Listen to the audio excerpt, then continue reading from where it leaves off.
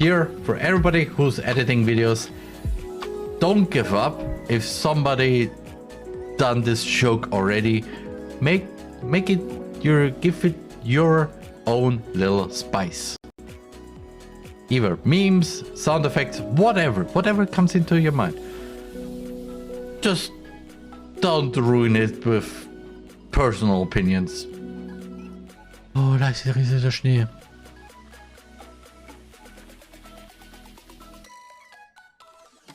And some balls. Leise rieselt der Schnee. Those are some giant balls. Sorry. Oh. Ah, du möchtest jetzt die Doppelstahlkappenschuhe. Ah. Oh, we want the river one. Oh, wir möchten gleich einen ganzen Stahlschuh haben.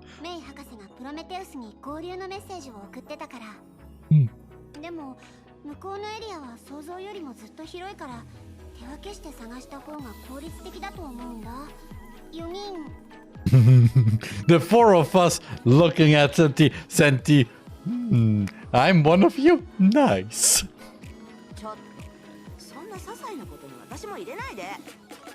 Never mind. Pass.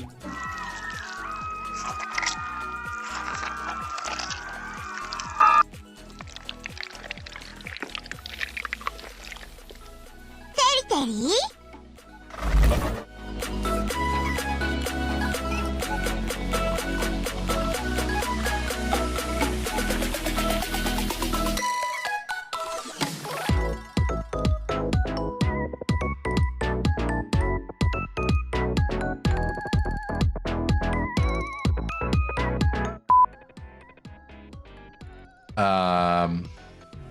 I hope she's just... Nope! Whoosh, swoosh. Young girl was painting the scenery before, but seriously. Painting them from different angles, using different colors in different moods. Here's a new project. Meet Lisa. Great. So. Und jetzt bräuchte ich... Oh. Wait. I now need you. Because right now my video, which is an editing stream highlight video, just got released on my YouTube channel. So yeah, normally I would just have some funny clips now, but instead this. So yeah, watch it. youtube.com/@the_RMan.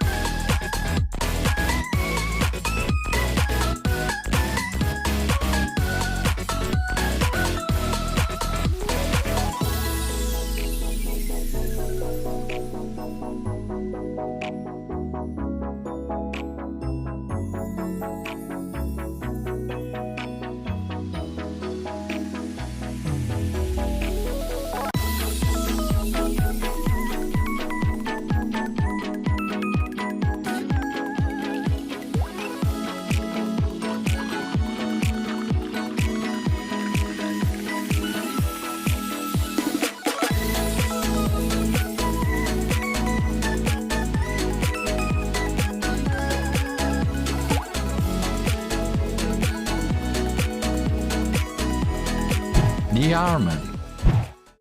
Hello, my alphas members and Twitch.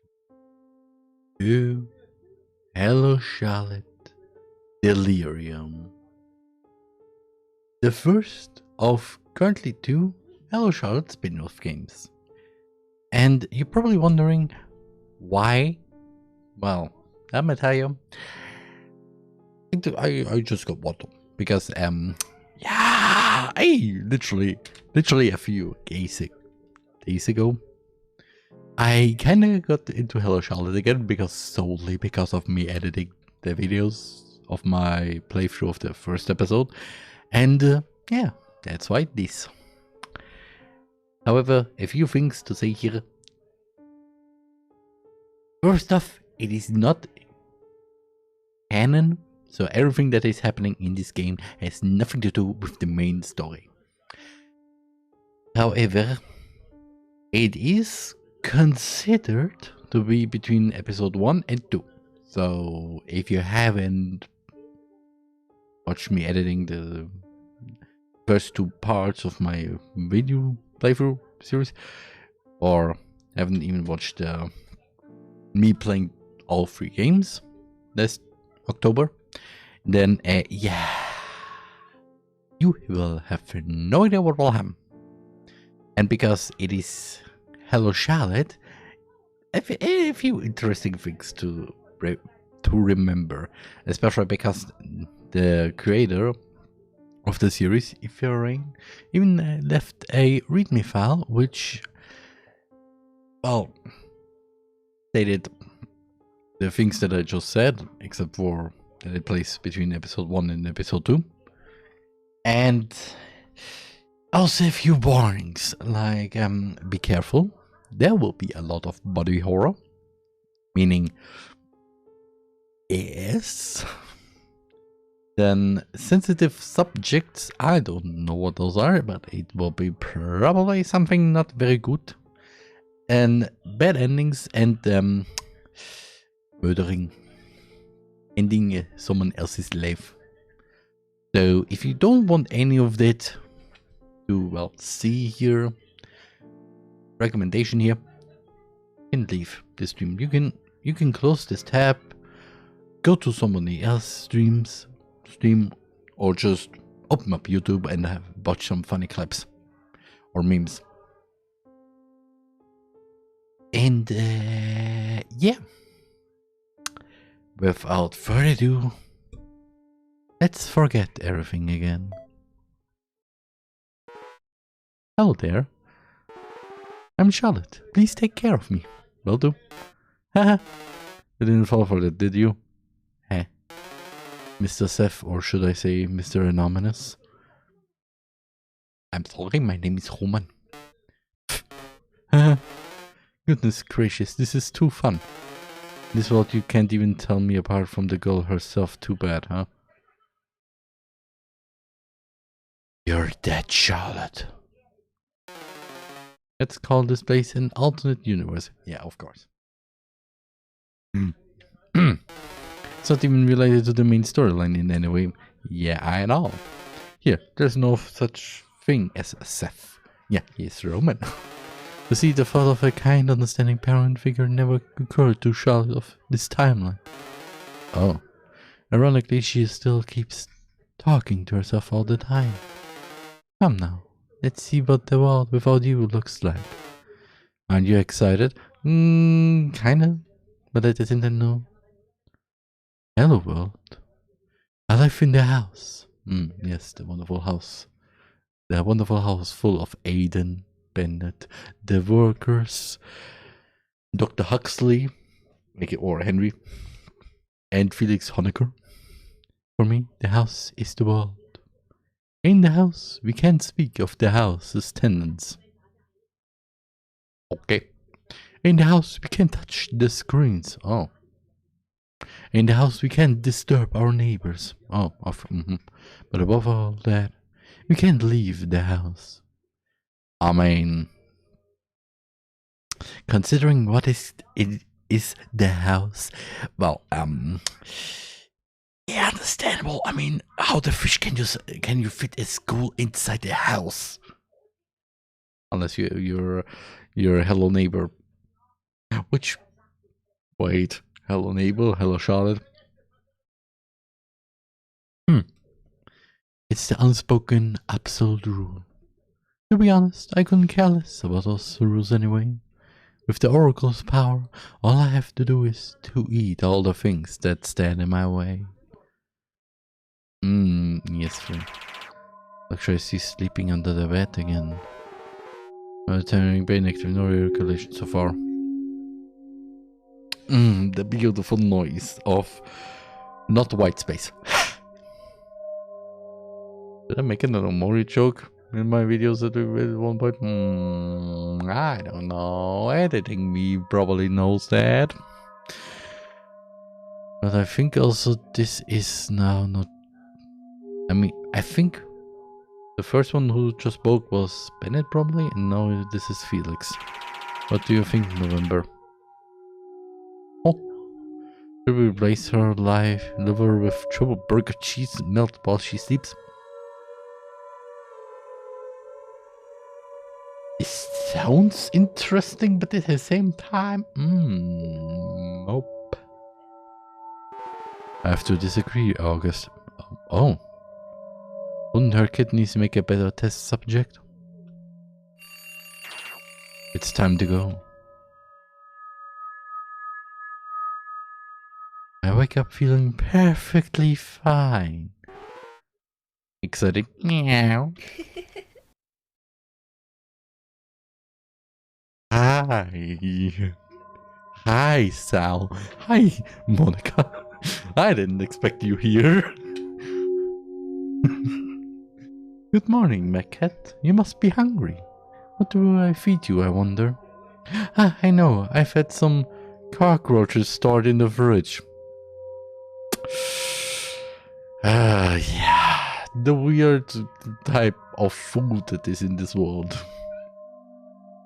I mean, eco-friendly nuggets sounds interesting though. Like, how the fish can you make eco-friendly chicken nuggets? Are the chickens eco-friendly? Are they made eco-friendly? Are they just fed?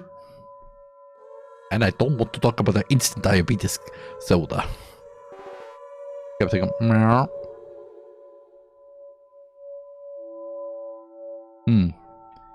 Walking normal, run. Green color is my least favorite. Why is it near my bed, I wonder?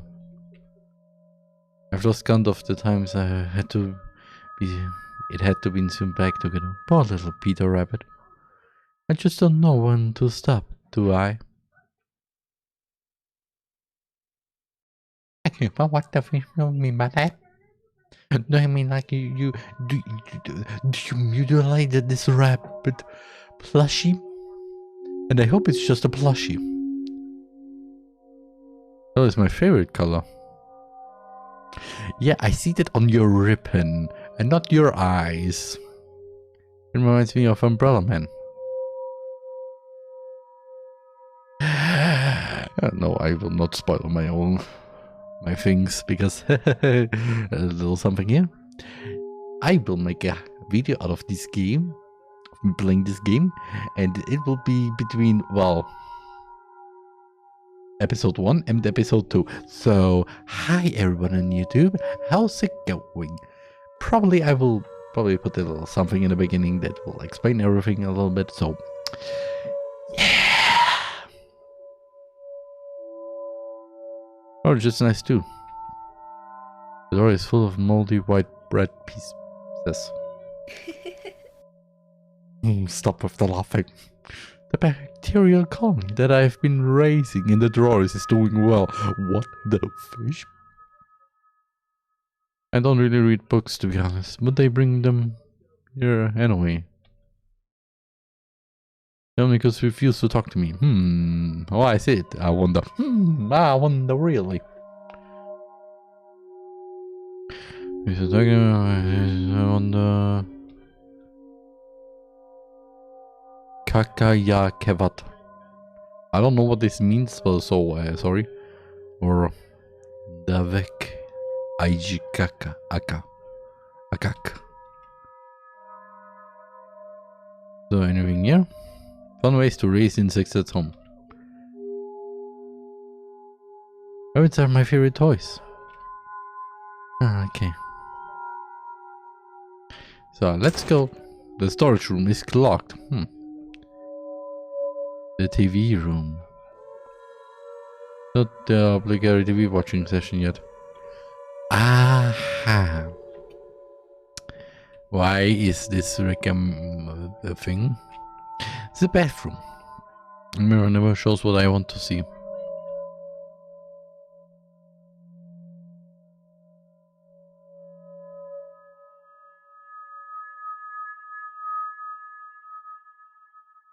Huh? You've never run out of toilet paper. That's good. That's good. So, with other words, you are. So, if the lockdown happened, then you're good. It's a toilet. Thank you.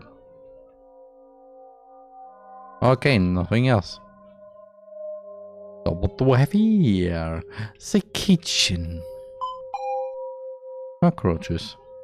Last time I used oven bell, it's better not to talk about it. The food monster. It's definitely a food monster. Kitchen sink and the trash beneath it. Huh. Insects seem to have a kingdom of their own in the cabinets. Insects seem to... okay. Bon appetit. Heavily disappointed. No.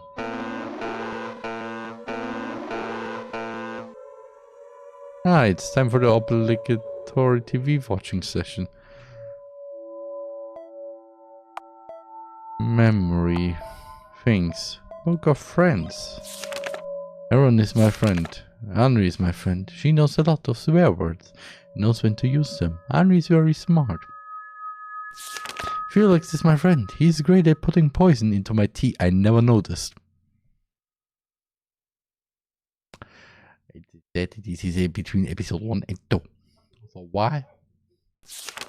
Bennett is my friend. He excels at cutting bodies in half. He taught me how to gouge out eyes with a spoon. Okay. Huxley's my friend. He tries to get his hands on my friends to perform experiments on them, but I stop him every time. I know, he's nice at heart. But is it his heart? Aiden is my friend. He makes the best tea. I never see him around lately. Umbrella Man is my friend. I love him very much. He's my friend. I'm brother and sister and father and mother and villain and... ah, the top hat, of course. God of this world is my friend. I call him Cruel God. Yeah. Good old... yeah, you know, I mean, they are... well... the Oracle is my friend. I put an end to their world. Scarlet Ivory is not my friend. I wonder why.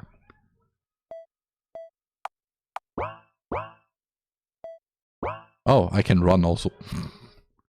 So I don't go to her, I will go here and see. Oh, I wonder what this gooey mess on the floor is.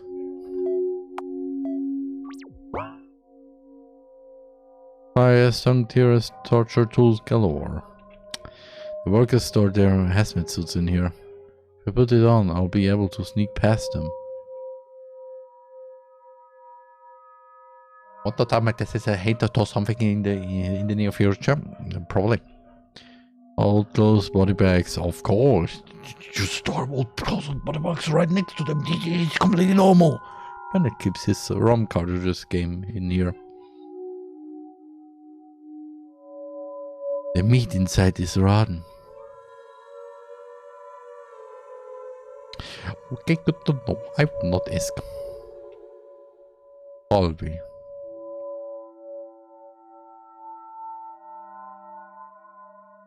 Oh God, if I do, bad things happen.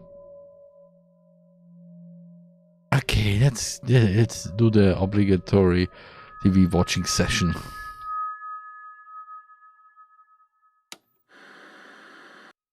It doesn't work. Strange. I think I've heard footsteps. Hello, right there. It seems you had a voice in there. Why did you had a voice in there? But fear not, I'm not going there unarmed. After all, I've got my hands on the medical scissors. No one can guess where I've hidden them. Not even yourself.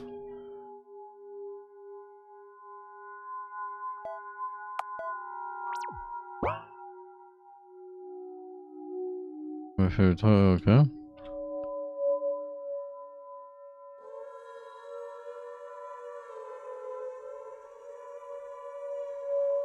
Okay.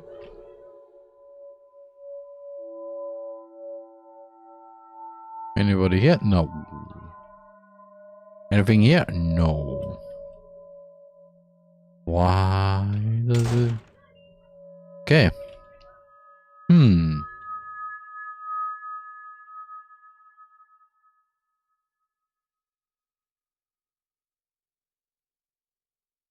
Kind of. Okay.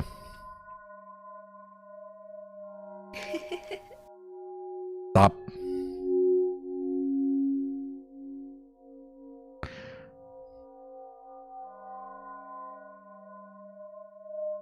Okay. They're right under my bed, hiding among all the monsters beneath it. I got scissors.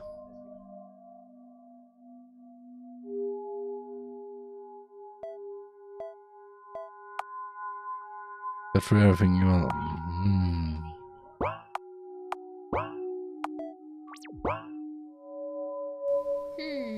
The door is open. Someone is inside their house.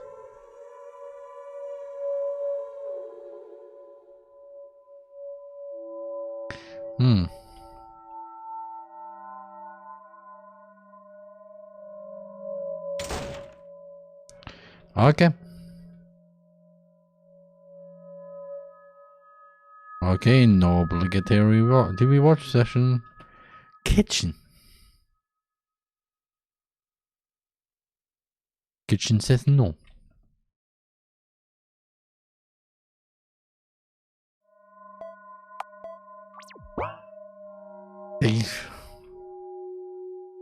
It's the morgue room. Red.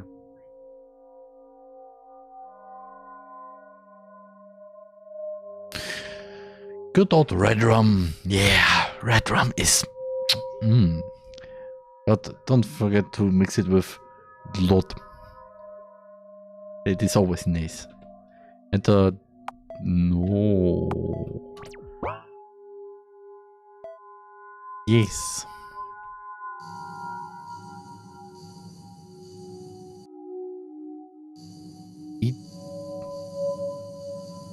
You don't like this sound. Peek inside. There are torture tools inside. Collection of Huxley's masks. Ah. My hands touch something sticky. You.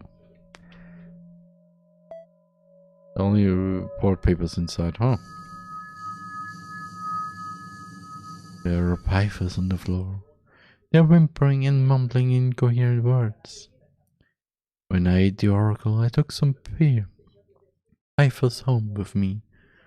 Huxley must be keeping these pythons on drugs for research purposes. They're barely conscious. Oops, did I say all that out loud? Someone enters the red room.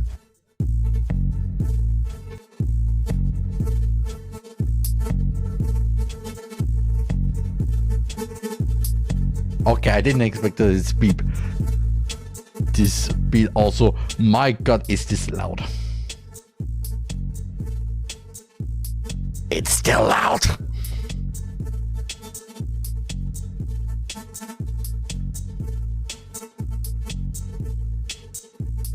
But it's a pop, really. Now we got the obligatory dance session.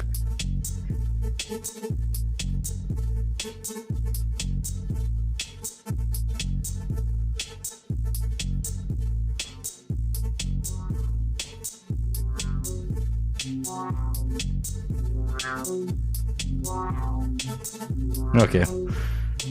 Look, you entered the red room. Apparently, this is where I keep my livestock. You know, little one, I actually hoped you'd keep the promise we made together. Seems like I was wrong about you. Remember what I said that day? No one comes back from the red room. And you're no exception. Ah!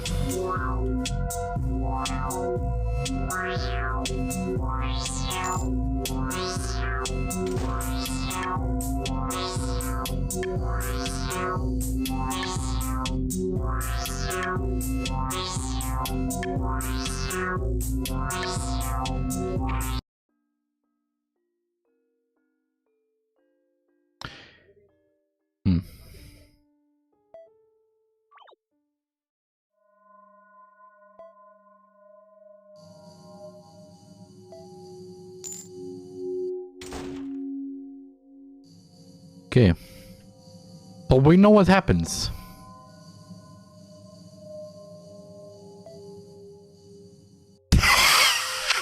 No one can escape the red room. Well, it seems I can. Oh, hi. Bet you're not one of us.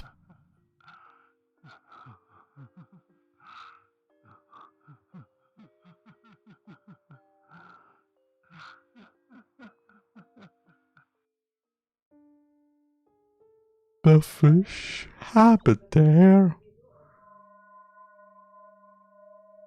This also is an incineration room. Ah, okay. So now I have the keys.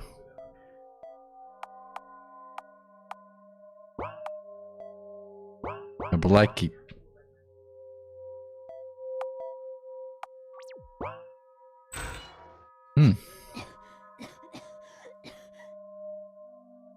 Ah.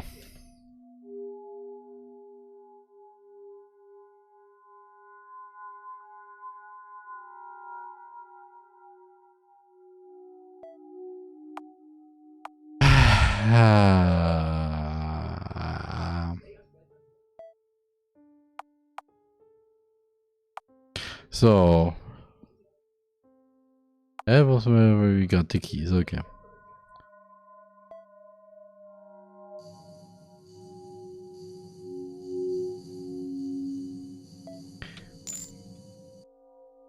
So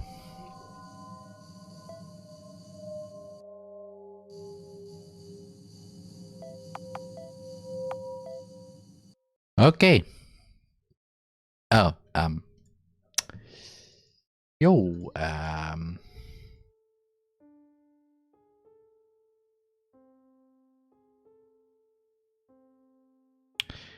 okay, runaway is not a good thing, so.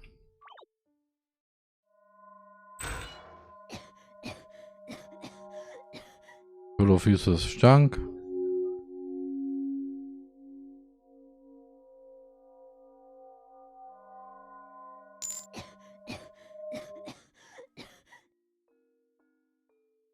Ah, okay.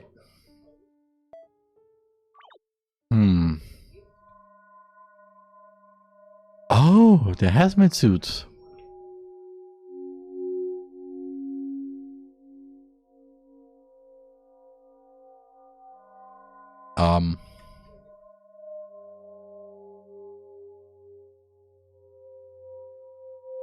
So.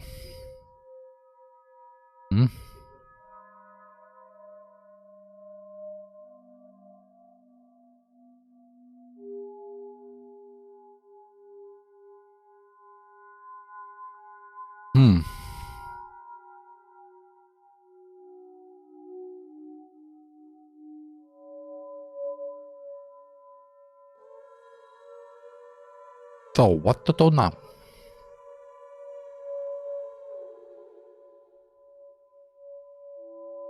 Visible channel dimension was fun.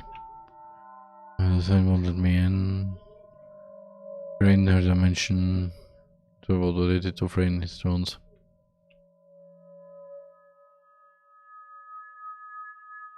So, and what to do now?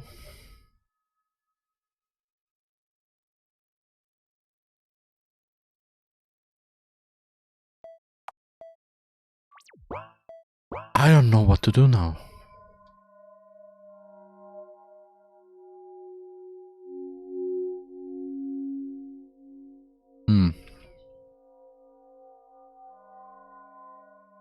Okay, maybe I can... take them? Yeah, I would like to take them.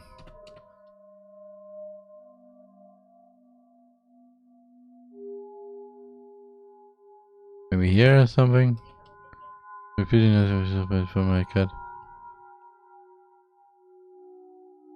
Why is the Oracle in the fridge again?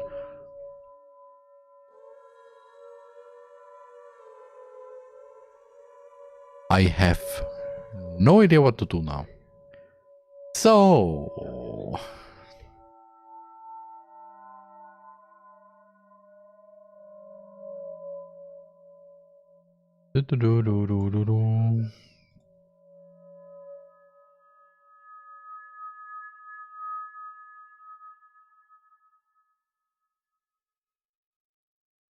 So, I have to resort to guide again. So that's that.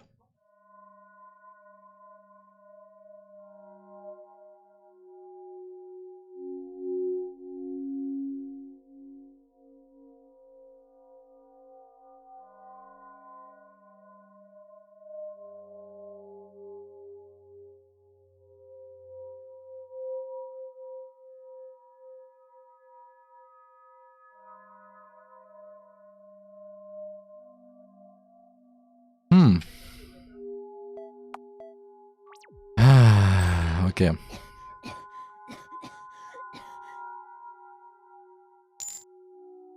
So 6, 5, 4, 3.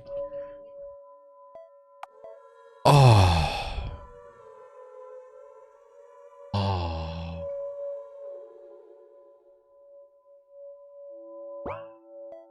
Ah.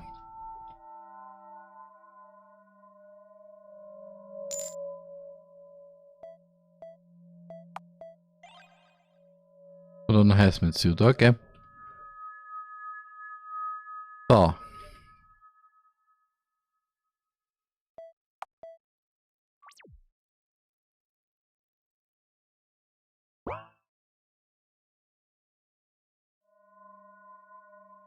Have a nice day. Note it's a cryptic way to say I hope your day sucks. Ah.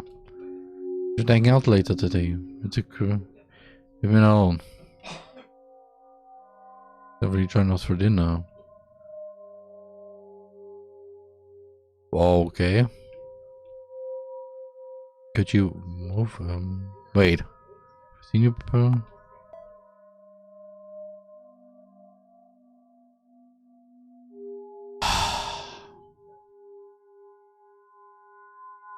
Should I hang out later? Leave me alone. Okay.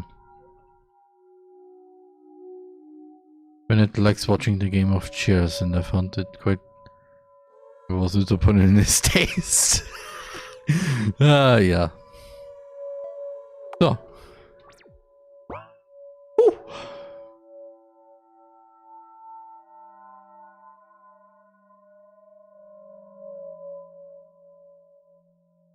Uh-huh.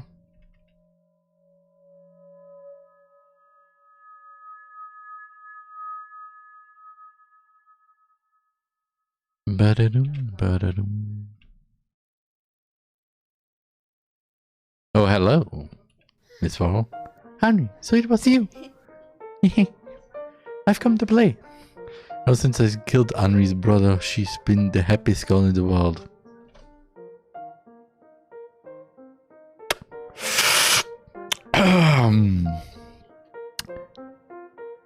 Excuse you? So you were the reason why? Okay. He lives in the house too. We're girlfriends. I mean, like you're both girls and are friends, or you are in a relationship? Both of them are fun. I didn't know you could pick locks. This is not a thing to be all happy in some because... Huh? Oh yeah, I didn't know you pick locks. Everybody else will just go, excuse you, what? Huh? I didn't. The door was already open. Oh. Oh, then there's someone in the house. Are these my sisters? Charlie, I can't believe you. You finally got a hold of them. Huh? I'm so proud of you. What? Didn't I say I'd get these? I have several questions. You should keep your word. So do we deal with the intruder? Yep, let's figure out a way to do that. Something the matter? I think scissors won't be enough. And how about the syringe with a sedative? Oh, one of those we've been in the incineration room. Exactly. Let's go.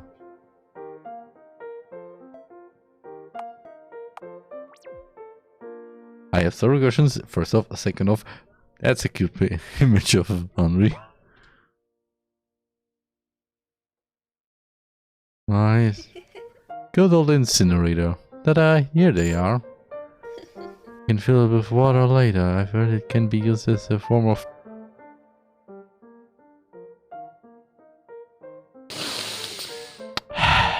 This series does... This series, even though I kind of knew that something like this happened, it still amazes me with how casual you can be with this kind of thing. Like, oh yeah, those scissors that I keep with me, yeah, they're nice. Oh, you pick locks, oh, nice. Oh, did you know if you fill a syringe with water, you can use it as a form of torture?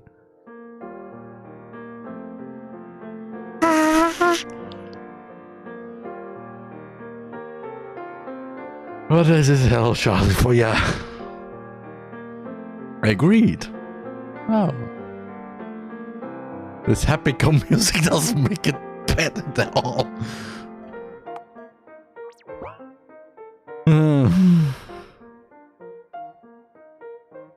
Do I need to? Do I need to? I think I need to fill it.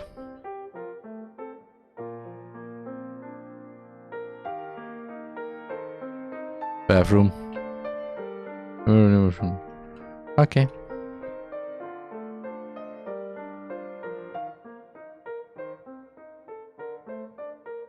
Oh, hello, hello, hello. Who do we have here? You stare staring at the TV screen absent-mindedly. I knew her all too well. Excuse me. Why is it always all the right side? I pierced the intruder's neck with a syringe. Acquired an intruder. You acquired an intruder, you know. You. What an unlucky miss. Let's bring her to the basement. Aha. And how?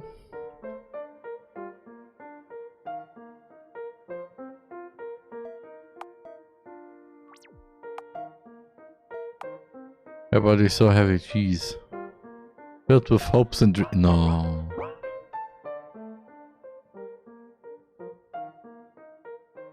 When that Felix come out, I know you're here.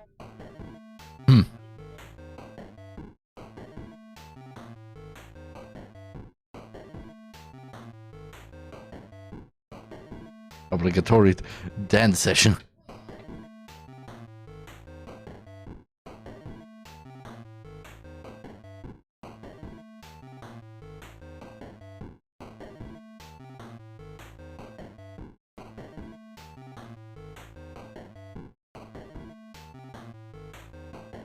Sorry. You cold? I brought friends. This person right here, there, has been really rude. Oh, what did they do? They came to ruin the fun. Don't worry, leave it to us to deal with them. Well, what do we have here? Oh boy, oh boy, oh boy. Do we start from the top or the bottom? That's a good question, my friend. I prefer saving her eyeballs for last. Right. Why don't we start with the classics? As in nail plucking. If you place her belly with, let's say, this device and mouth with spiral wires, will she be able to produce some electricity from the food she consumes?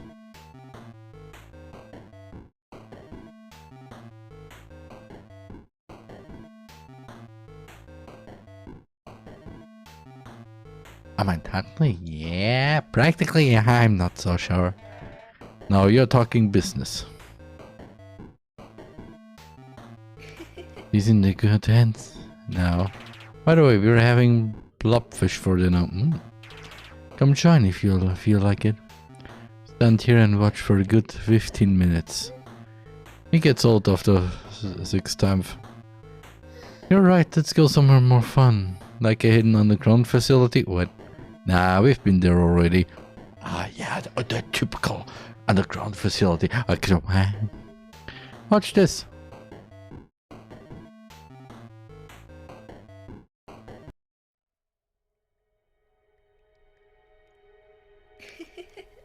I ate Miss Intruder and used her energy to enter another world. But I have no idea where I am. Oops. Who am I explaining it to, I wonder? This is becoming a habit. Henry, are you still there? She must be around.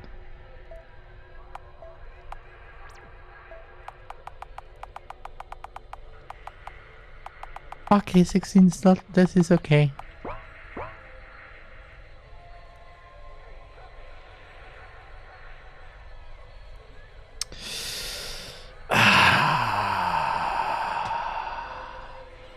I like when it's cryptic. So hopefully me who's editing this video is going to be good. See, still code encode on 1. It's so Mori all over again. I can't read binary. Yeah, and I can't understand the sounds.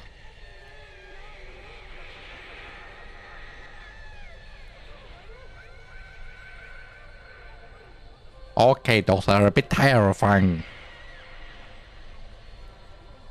This seems like a maze. Interconnected maze.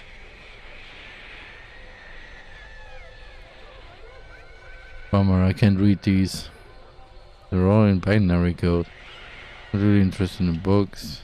Not really interested in books. You see another weird looking device? I press all the buttons and nothing happens. It's just in books. Looked in something red and sticky. Hey human. Hi, have you seen Henri? I do not know this Henri you speak of. My name is Osiris. I'm an AI superior to all of you filthy pigs. Hey. I'm Charlotte. Listen carefully. I need your help and you need mine. Do I? Silence. You do. I'll help you find the Henri if you help me bring down the rain. Fair enough. Of course you'll do my homework as well. Of course, anything. It's a deal then. So, what's the plan? Do not question me, human unit. Okay, fishy too. Bring me to the core, I will do the rest. And the core's whereabouts are? I refuse to answer. You don't know. That's okay though. I take you serious with me. Please, you're so heavy for a piece of plastic. It is quality aluminium, you fool. Let me to the charger. Wait, I'm low on energy. Okay, and the charger is... Good. Okay, are there any buttons I need to press? No. Too late. Forget it. Oops. Just switch the reality filters off. The what? No, I guess. Remember something, yes. You can't exit this area if you don't burn the meats. You need to find some meats, bodies, organics, call it whatever you want. Might be dangerous, human. I cannot protect you in my current form. Can't see you. Fear not, even with my little fishes I can provide a flashlight. Hold on before its power. Oh my! Oh, my mobile phone has one too.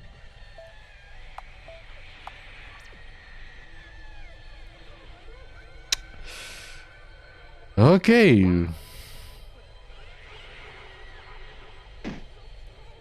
Wait. Seems like it doesn't want to be friends. What are you talking about? Catch those things and get this over with. Oh, I have to find something in... Oh. Gotcha. Okay, I don't know what you say. Be quiet, a dead body. Okay.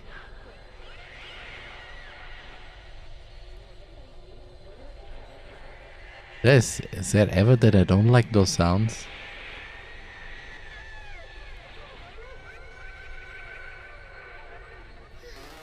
It says offer 5 meats.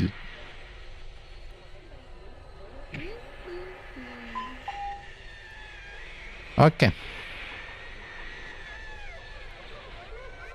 I should oh, series of them.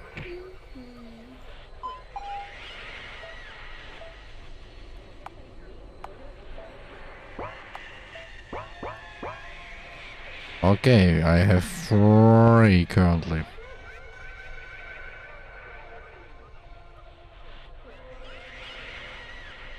And I still don't like those sounds. Okay, 4. That means Celebi needs still 1 dead body. Ah. I don't normally like the silence, but in this instance, this is a yes. This isn't an exception. So.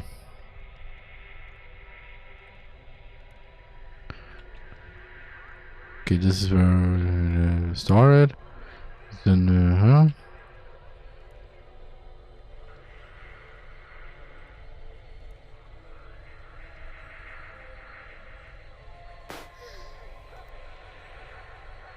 Okay.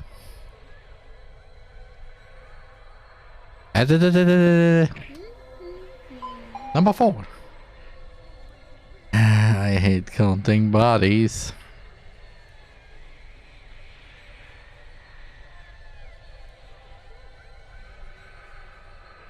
And I hate hell sounds number 525. My 525, well, it's actually not the 6, not the 666s. So that's that. So. Come on, where's the last one? Where's the last one?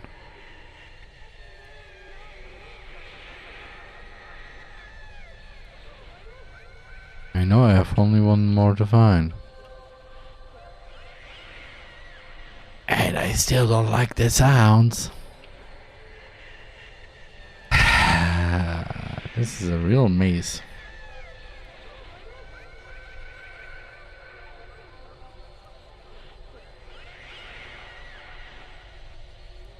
So, come on, where's the last one? Where's the last one? Where's the last one to get this over with? So,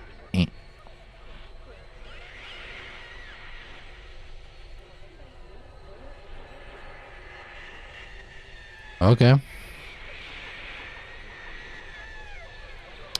Just wanted to check there.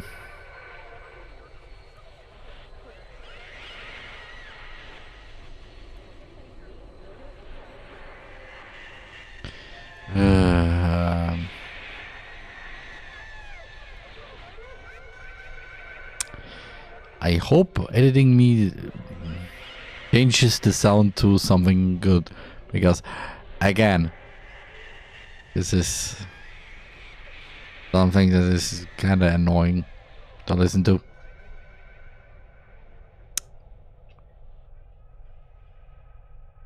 Maybe some Spanish flea. Nah, probably not.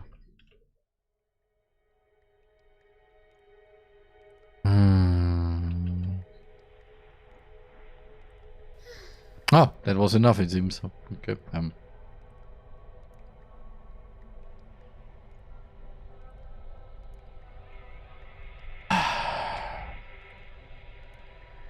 In case it will not be answered. 2. But I didn't say. Entry allowed. I can't believe you're more useful than I initially thought, human unit. I just want to find Henry.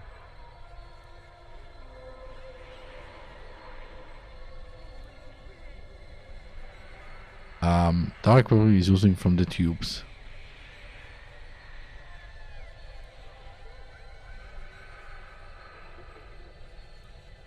Reflect substances. Can you open doors with this device? How serious? Working on it. Apparently I can open only one door at once. Which one do you choose? With the syndrome. I'm done. Hey.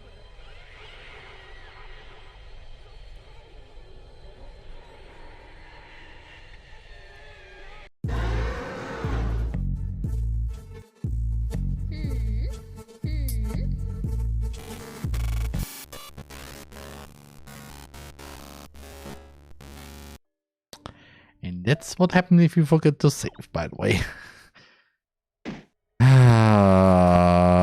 Okay, time to find another those 5 bodies again.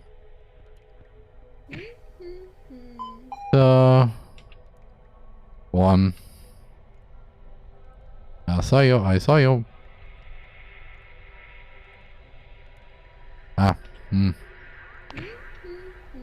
Get 2.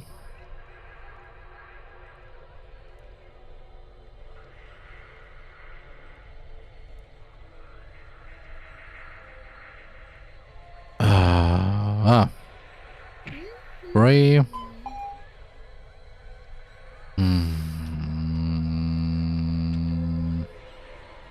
So 3. Now we need 2 more. I hate those sounds.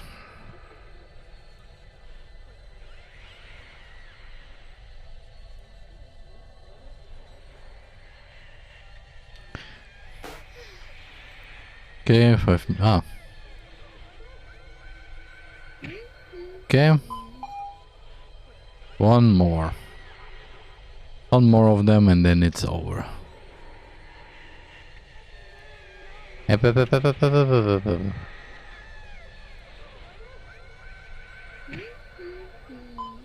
So they drag the bodies to the center. Hopefully that's enough. So entry allowed. Okay.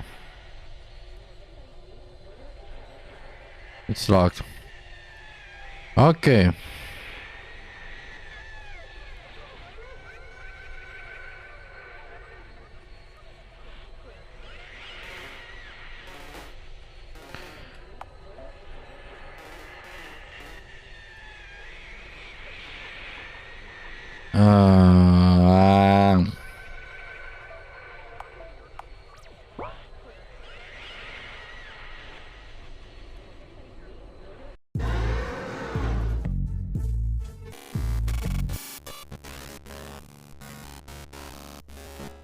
Okay, how about we go to the right door?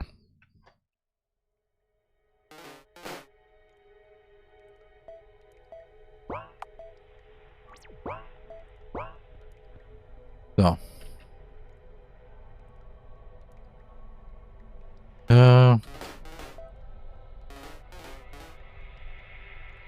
So, right door. What is happening there? I'm pretty sure I heard something hissing behind the door right now. Must be a match.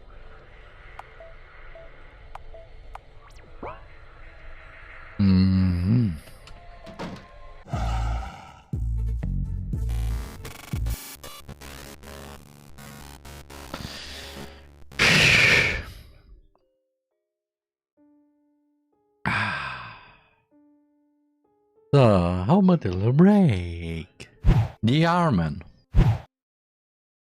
You know, isn't it? If I do know you, you must be a bad guy, I insisted. Me? Eh? Why so? I had to come up with something. That's because all villains were top hats.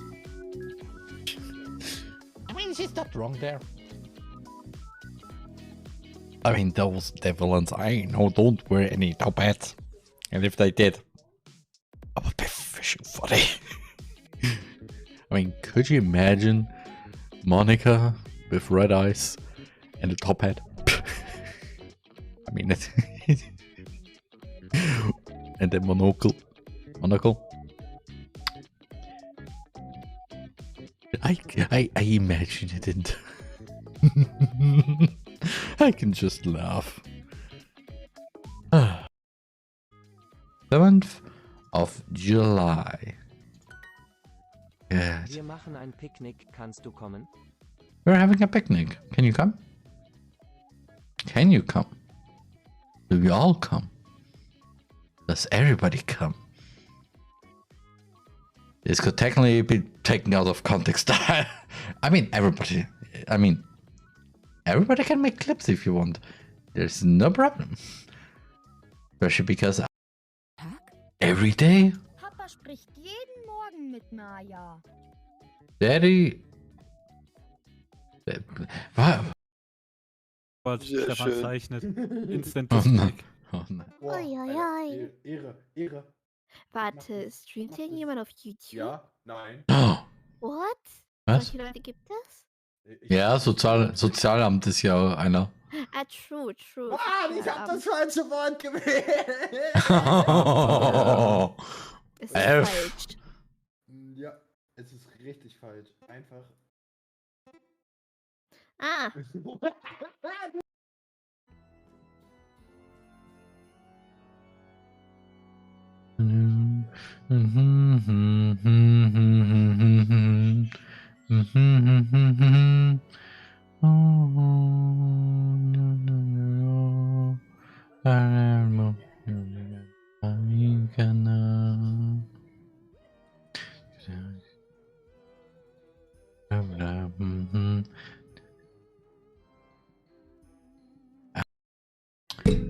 Stops time. Time stops. He sees an outline on each of the ghosts. Besides Monica, he has to choose which girl he picks. But also, he doesn't see the corner of his eye that Monica is actually watching him the whole time.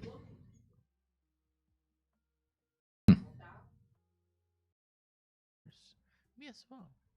Isn't it amazing how a writer can so deliberately take advantage of your own lack of imagination to completely throw you out of, throw you for a loop? Yeah, basically this game. And what? Anyway, I've been reading a lot of horror lately. There's psychological horror there. The best one is called DDLC, but I read. I mean, bunch of mark of what? I desperately grasped something I can. na bitte. A ticket to Barcelona, please. Wo sind deine Eltern? Where are your parents? Entschuldigung, ich bin nicht 7 Jahre alt. Excuse me, I'm not 7 years old. I'm 8. Wie alt bist du? How old are you? Ich bin 8 Jahre. How's the farming life? Is everything running smoothly? Meh. No, Roger, God really don't have these broken down. It's like we discussed. Take a lot of materials, but it would certainly be worth the effort. Yes, it could be done. The Chrome is going to need to get a lot of supplies. And money too. Oh. Stop by my shop if you want some. But until the full version. Quit breaking the fourth wall. Let's change the subject. Von Yuri, VTube. Yep. That's good. 9 Yuri. Just genuinely high. That face. That face just says, yes, I'm high.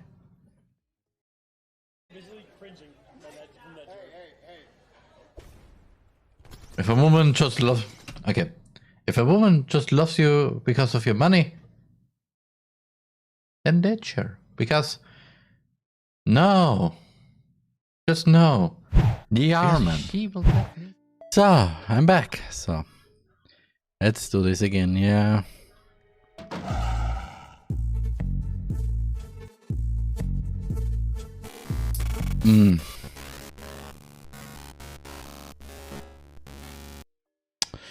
Okay. The door vanished.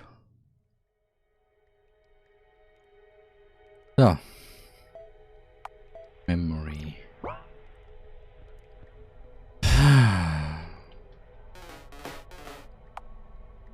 So.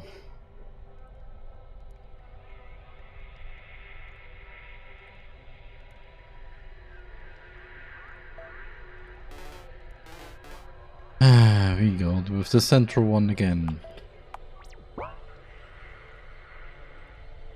Know why?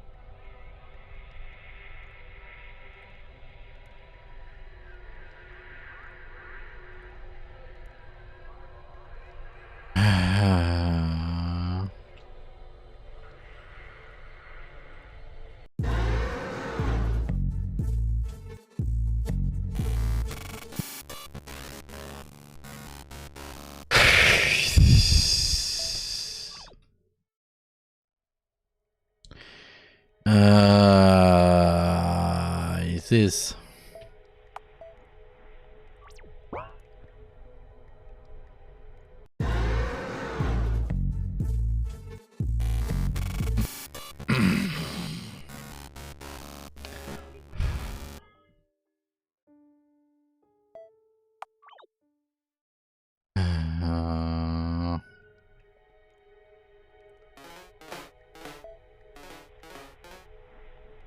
So.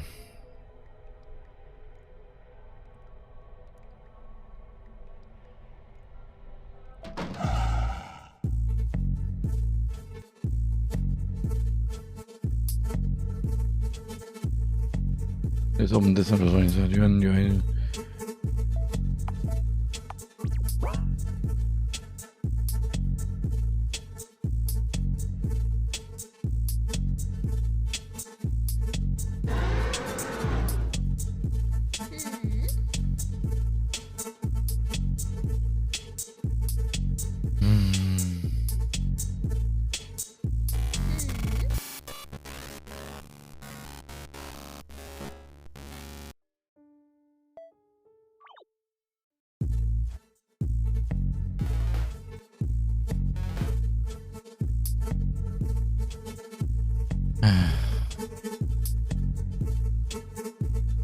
Oh.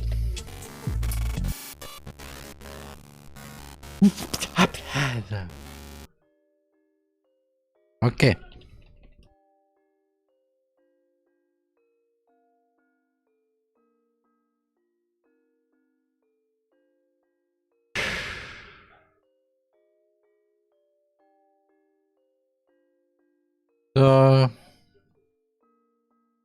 Actually, wait.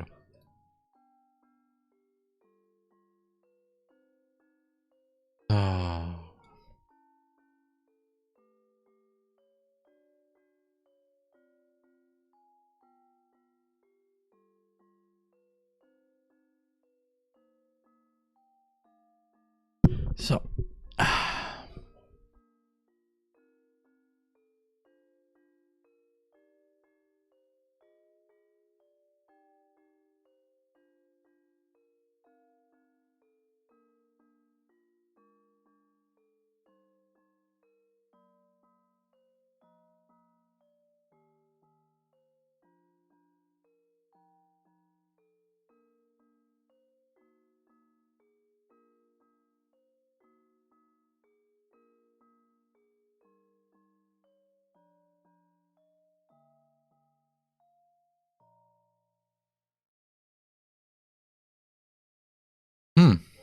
Okay.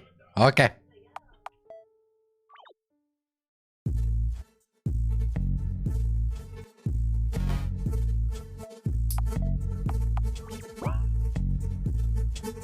So.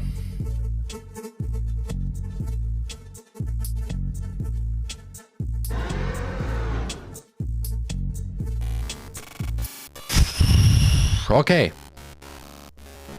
Plan here. So. I go directly to the buttons, then back down.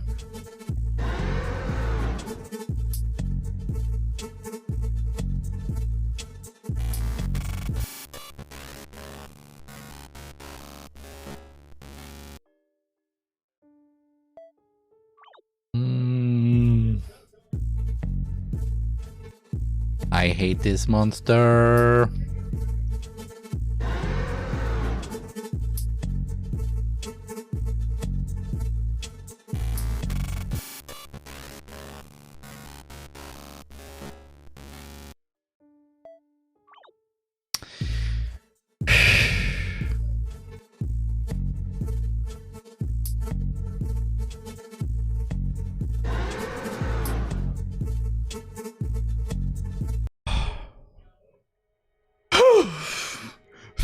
Indeed. Oh, this world. Which, by the way, fun fact, this world is called World of Meat and Machinery. Are you scared, human unit? Nah. What kind of place is it, or are you serious? Kind of. I could have just ignored that. It just. Mechanics and metal. Used to be at last. It's a long story. Oh, then maybe it'd be best to end the conversation here. Good night, human unit. We used to coexist. Oh no, it's a tragic backstory time. Must be thinking very close now. One day all the organic life started dying. So we tried to preserve it in the only way we knew. We're recreating it ourselves. But we produce more failures than successful meats. These things you saw are all failures. Now the broken minds are all part of the rain. Stop this, I have to get to the core no matter what.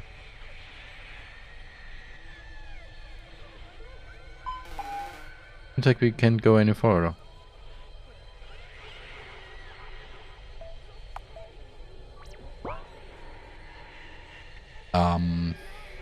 At the rubble there seems to be some in the meat wall. You're useless.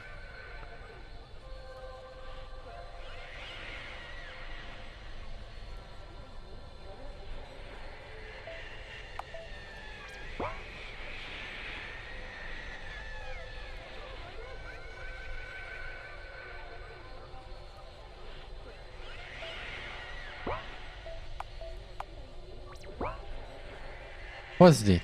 It's a hole in the wall. Okay. There's an area behind these meaty things. I try pulling it over. I'm strong of it.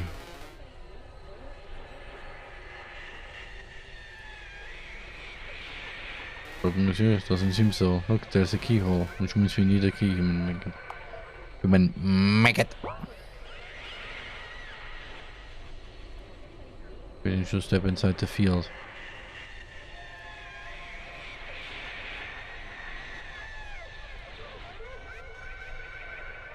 Okay. We're working.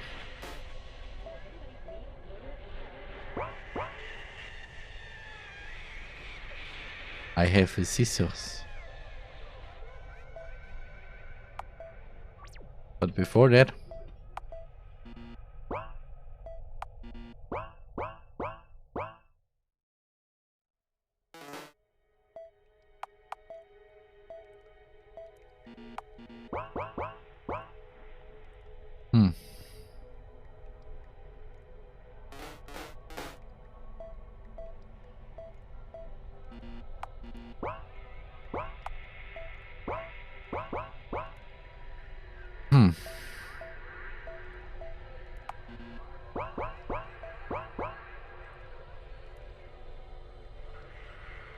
okay, guide was the.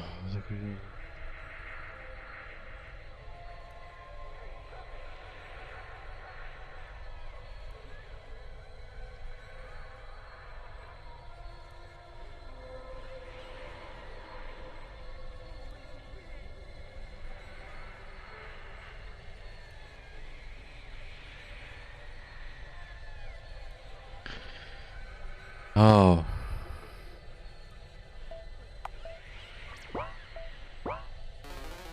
My sense of is an item inside the hole. I command you to acquire human. Oh.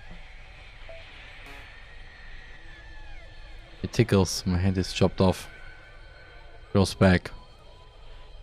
I think I found something.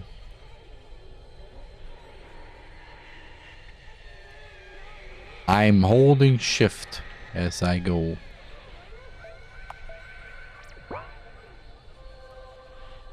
Is it working now? We don't have the source material here to it. This machine will only work if you bring it above, let's say, metal.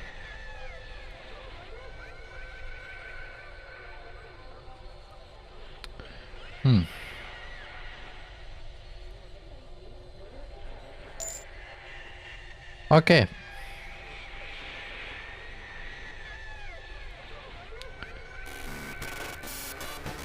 Say what you want to make, I'll help you with the binary code.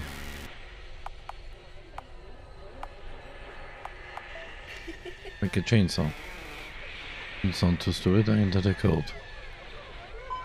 I can't even lift it, so make it work, make it up, you're stupid. Oh yeah, that's right again. Alright, listen carefully into the code.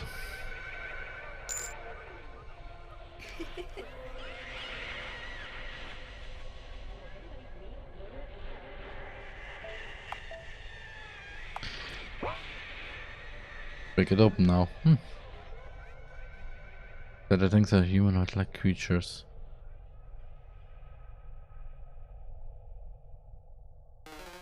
They're lifeless, they're just sleeping. An ingenious idea. Not one, silence. Take these can open and bring the buses to the machine. Buses are also some junk metal left. I do that, no, do not question me. Will that help me find our area? Of course, fine then.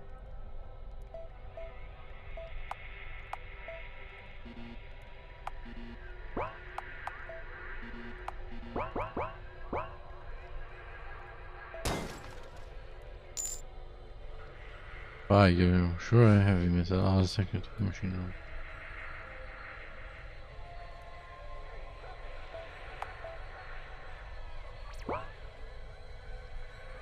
You're working properly. So, serious sentence I can generate a field. Dictate user tick. Okay. Set the parameters. Success generate an android? Yours, is that you? Well, of course. I'll let this meat suit fool you. You have hands now. Is that the only thing you're concerned about? Proceed, human. We have no time to waste.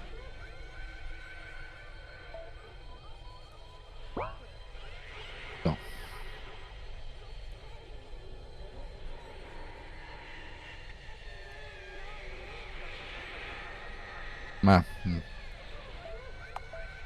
Out of security reasons. You're strong or serious? Let us proceed. Getting closer to the car, I can feel.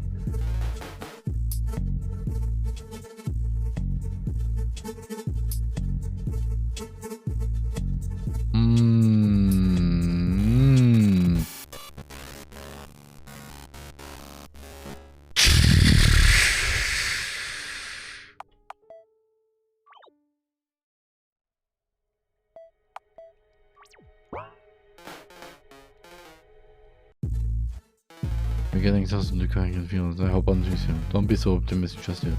There are quite a few heat sources in this area. Don't stop running, will you?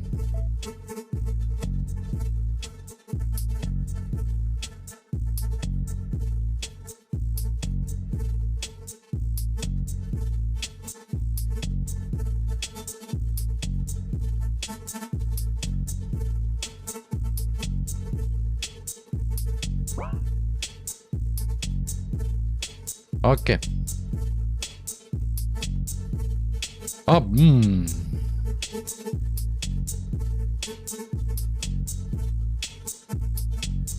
Okay. By the way, you want to get to the car so much? It's simple. When we get to the car, I'll lock myself into every monster to respond and you should self-destruction. So you want to die? There's too many questions, human maggot. That wasn't a question. You're pretty depressed, aren't you? No, serious? Shut it. Got it. Got it. I have a feeling we're very close to the end. We've arrived.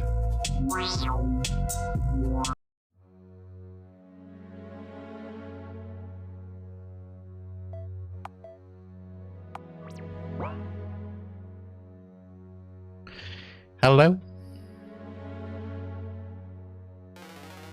Here it is, the rain score. Henry, there you are. Step back.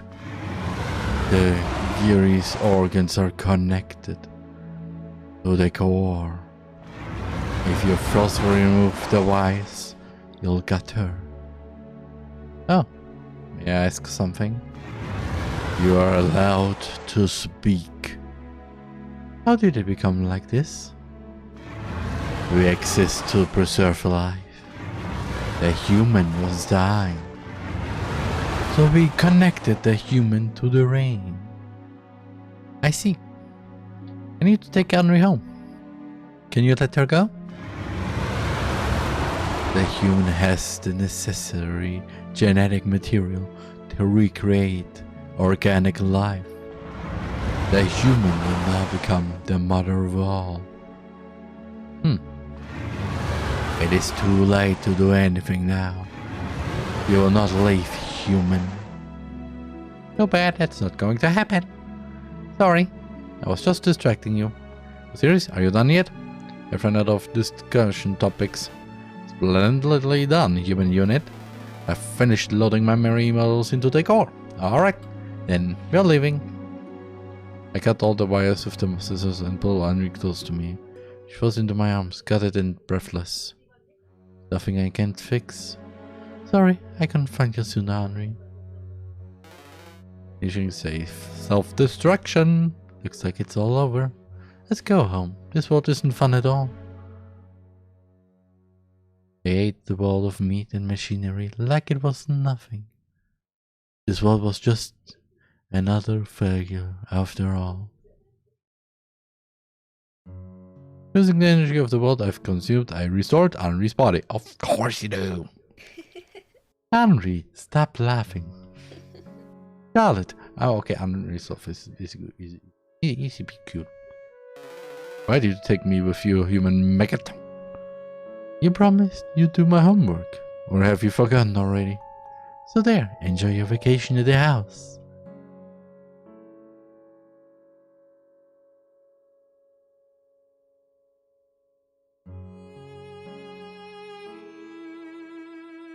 Thus we came back home.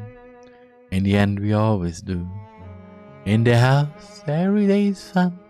We go on adventures, have fun, and have even more fun afterwards. Even if the world gets destroyed and we die over and over, the fun never ends. Because that's the kind of place it is. The house. How shall it delirium end?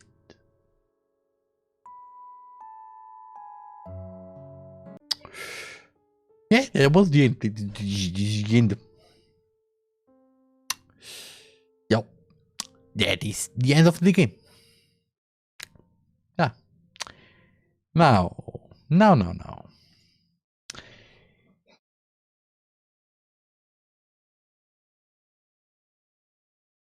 There's of course not the only game that got released.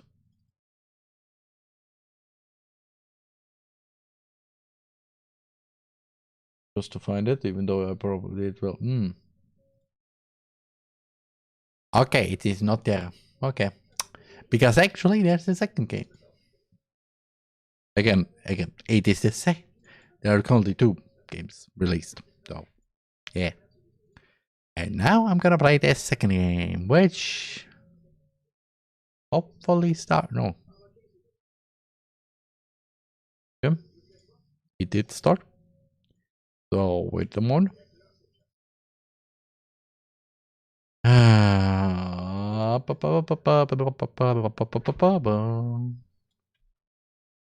This game is, however, a bit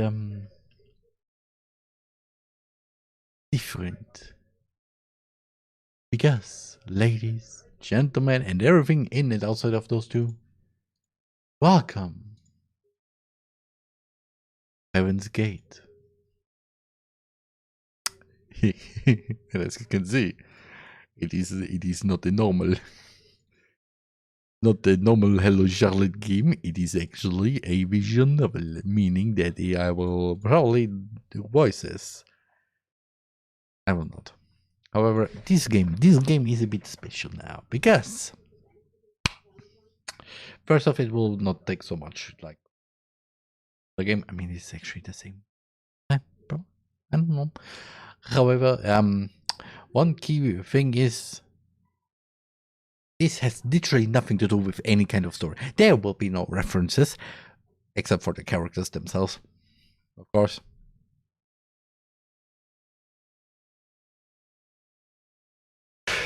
And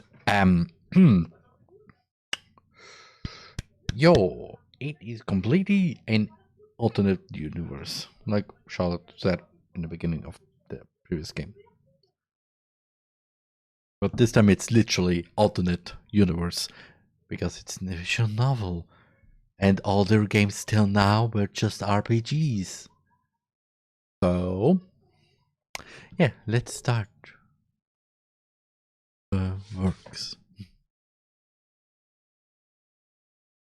TheRMan presents TheRMan Heaven's Gate. Number 1, Vincent Fennell. Vincent Fennell is watching a small trail of ants go by, his gaze remaining disinterested. I approach him out of curiosity. Oh, winged ants. That's rare. Hi, Charles. They're so small.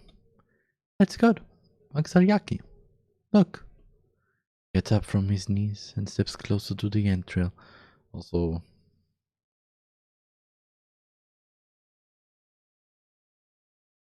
is it really just me? No. There's no music at all. We must be like gods to them, don't you think? Those was Vincent picks one up. Just one tuck and the wing rips off with an alarming ease. Stop it! Let it go! What are you being so upset about? Just because we're bigger, that doesn't mean we should hurt them. It's just a bug though. Oh. Mom says even the smallest lives matter. My mom says bugs are annoying. could ask my mom, but if you don't stop, please, I'll tell the nurses. The boy simply gets up and leaves. What's up with him? From that day on, I decided that I don't like Vincent Fennell at all. Jesus. Or Tassos. It's lunch break. Everyone's writing stickers and hoarding Tassos, a recent fad among kids. Vincent is surrounded by children who are marveling at his collection. Oh, this one's super rare. Where did you get it? It was in my chips. Lucky. Do you want it? Oh, can I have it? I can have it? But I don't have anything good to trade you. I don't mind. Just choose one that you don't have then. Trade with me too. Me too. What are you looking at, Charlie? Want to trade too? Ah, no. Mom says chips are bad for health. Boring. Vincent, look, I have holographic ones. Ugh. What's so special about them? All he has is a pack of tasers. Austin thought I'd trip and drop the box with the classroom turtle that I was carrying. The nurses yell at me and make me stand in the corner for half an hour. I blame it on Vincent too. Mother. When I'm 5, we move into a flat swarming with cockroaches and pigeons living on the balcony. Ugh. Why is this place so dirty, Mom? I ask. The person who lived here wasn't very cleanly, is Mother's answer. I want to go back home, I did tell her. Why did we have to leave? We won't be staying here for long, dear, Mother says, and I want to believe her. The surrounding dirt makes my skin crawl. Later I overhear our neighbors talking and learn that the former owner was a drug addict. Well, died of overdose, they say. Okay, you know what? Because of lack of music, I will. Editing, Roman, please. Hopefully you edit some kind of good music in here because I can't work with that. It's no sound. And I want sound. Please. When I raise my voice, Mother tells me to keep quiet. When I walk around the house, Mother says that my footsteps are too loud. When I become excited, Mother reprimands me for misbehaving. One evening, she has a breakdown over unsorted clothes in the drawers. We're talking normally. Then the next moment, the house is filled with shouting and sounds of my clothes being violently thrown on the floor. There must be something else she's angry at, but I'm too young to understand. I apologize over and over, promising I won't do that ever again, as if I committed a grave sin. I'm sorry, Mother. I can make everything right. Oh, I won't become a burden. Concert. Yeah, party. Finally, some music. We're having a concert to celebrate autumn. Our nurses are wearing dresses with paper maple leaves sewn onto them. I recite a poem aloud, trying not to mess it up halfway. It has 4 lines. I'm so nervous that my voice comes out too quietly, even though I recite it perfectly. Vincent got 6 lines. Must be because the nurses think he's the smartest in the group. Hell, he even goes to chess club. Vincent recites the poem in a monotonous voice, like he doesn't give a care. Vincent's almost always the last to be picked up by his parents. Sometimes nobody comes, and he just goes home alone. Tell Mom about that, and she totally freaks out. How can a child go home by himself? She exclaims, shocked. What are his parents thinking? I don't know what to say to that. Valentine's Day. A normal completely day. It's a normal day. Everyone gets their drinks and Kinder surprises for lunch. Okay. I got sick and threw up onto my festive shirt. I don't like it much anyway. Mom did though. I mean, Kinder Surprise eggs are actually really nice. I don't like it, but I don't like the chocolate. I'm more of the, ooh, nice toy kind of guy. And I mostly give them the chocolate to somebody else. Hey. That's also the way I don't like Kinder bonbons, which are, well, just little milk eggs in chocolate. Or, yeah, there's a lot of things that Kinder created. Like Kinder chocolate bar, for example, called the Kinder Milchschnitte, which is just milk and milk cream mixed with honey and some very a bit crumbly chocolate dough thing in between. The only thing I can really say that I like is Kinder Pinguin, which is just milk cream, really milk cream, not like the milk honey mix. And in between the milk cream, there's a little bit of chocolate, and the whole thing is just covered in chocolate. And I love it. All the other things, not so really. I mean, Kinder Country even. Kinder Country, so I have tried it once and it was okay. Kinder Hippo. That is a thing that I like though. Anything else that I can think of Kinder? No.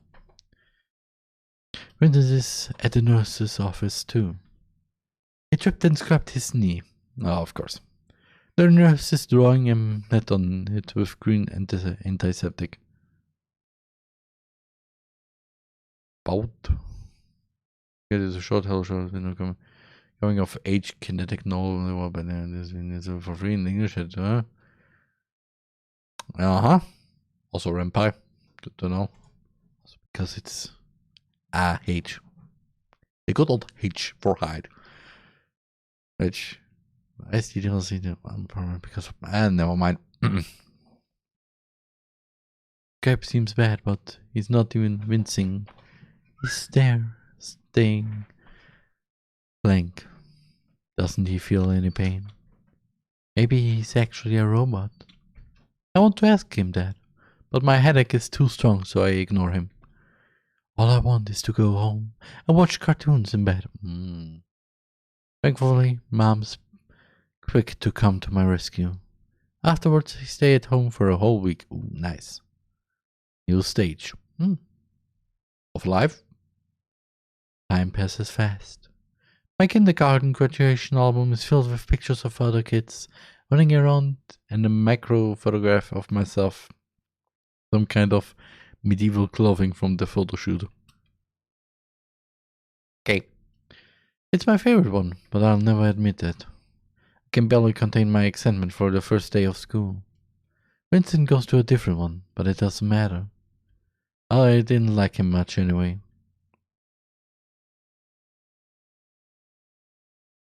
Elementary school is boring.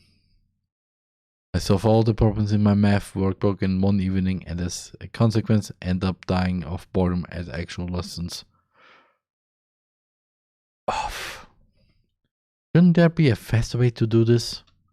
As the school days pass, I get so excited about my intellectual abilities that I point out others' mistakes every time I notice them. The girl sitting next to me seems to enjoy my company, mainly because she gets to copy my answers during tests. Why do I have a feeling I know who did this? In the meantime, I find a new way to make friends. All you have to do is buy them food or share yours. About that. and everyone will gather around you, excited to get some beats for free. I spend all my pocket money on snacks and still end up being chosen last at PE session. Feel that, bro. It takes me some time and after school beating to learn not to poke my nose into others' business. It's not my fault people cheat on tests. I'm just doing what's right. At least, that's what I think. Apparently people don't like snitches. Nor do they like being responsible or proper. While I'm doing everything not to be a burden, they're giving their all to cause trouble. I feel like this will take some time to sink in. Over the years I learned to keep my mouth shut. From a moderately talkative kid I turned into a complete class ghost. By the end of 4th year, everyone still calls me by my last name. Reunion. In middle school, we see each other again. Vincent looks more frail than I remember him being. Maybe it's just that I've gotten taller. When he sees me, he smiles. In fact, he smiles to everyone. The usual unchanging blank expression that he had in kindergarten is gone from his face, replaced with a mask. It's unsettling. I don't smile back. Somehow we end up doing a class project together. By the time I gathered the courage to ask someone to invite me, everyone else had already found a partner. But there was an open spot in his group. The 2 other kids just want easy marks, so only the 2 of us actually end up working. Vincent is surprisingly nice to work with. He's a good team player, very considerate and giving his all to complete the task. A complete contrast to most of the kids. For the first time in a while, I have fun working in a group.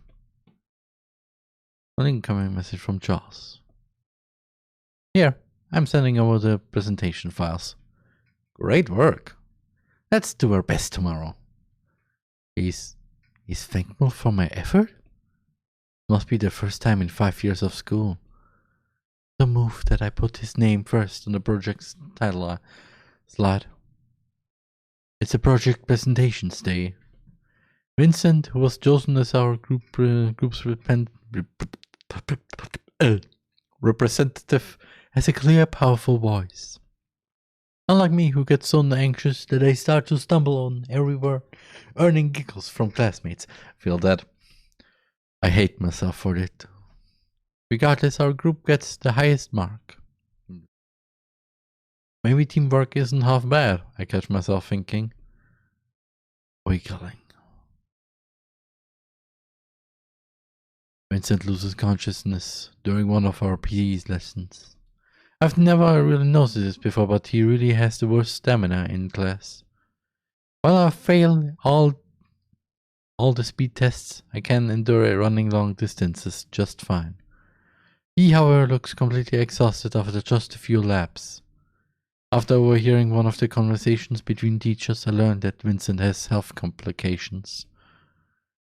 Fennel's not running again. I heard he has a weak heart. Or was it anemia?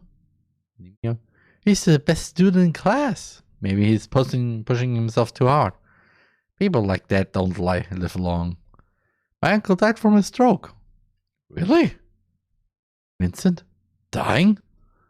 The possibility has never occurred to me before. Maybe children don't think too deeply about life and death in general. I look at him sitting on a bench near the teacher, watching us run. We never really talk. But I've been watching him for a while. So to me, it feels like we share a connection. Henrietta Warhol. I often volunteer to stay behind on class duty. Henrietta Warhol gets pulled into it. The other girls call her smelly and cout. And make her do things instead of them. Do I want to ask why? So right now she's unenthusiastically scrubbing a dirty desk with a wet rag. You should use detergent to scrub this off. Don't tell me what to do, Eiler. Why are you even here? It's not your turn to clean. I like cleaning.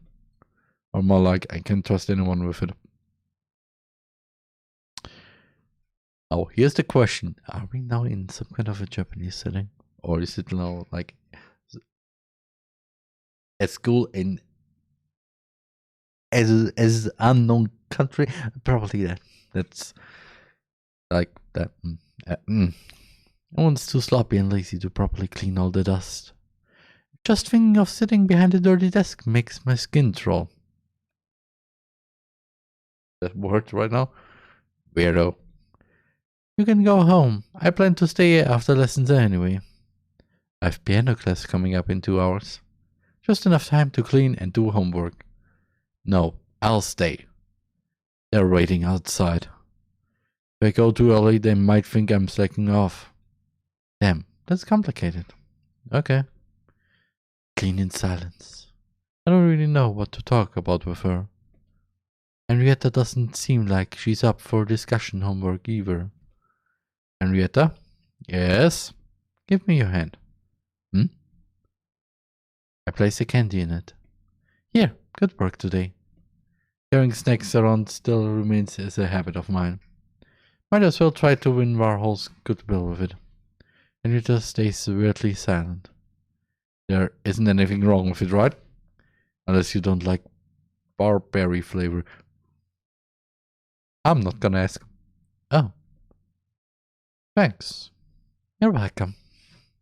Henrietta awkwardly stumbles out of the classroom without saying so much as a goodbye. Weeks later, we start talking during lunch breaks sometimes.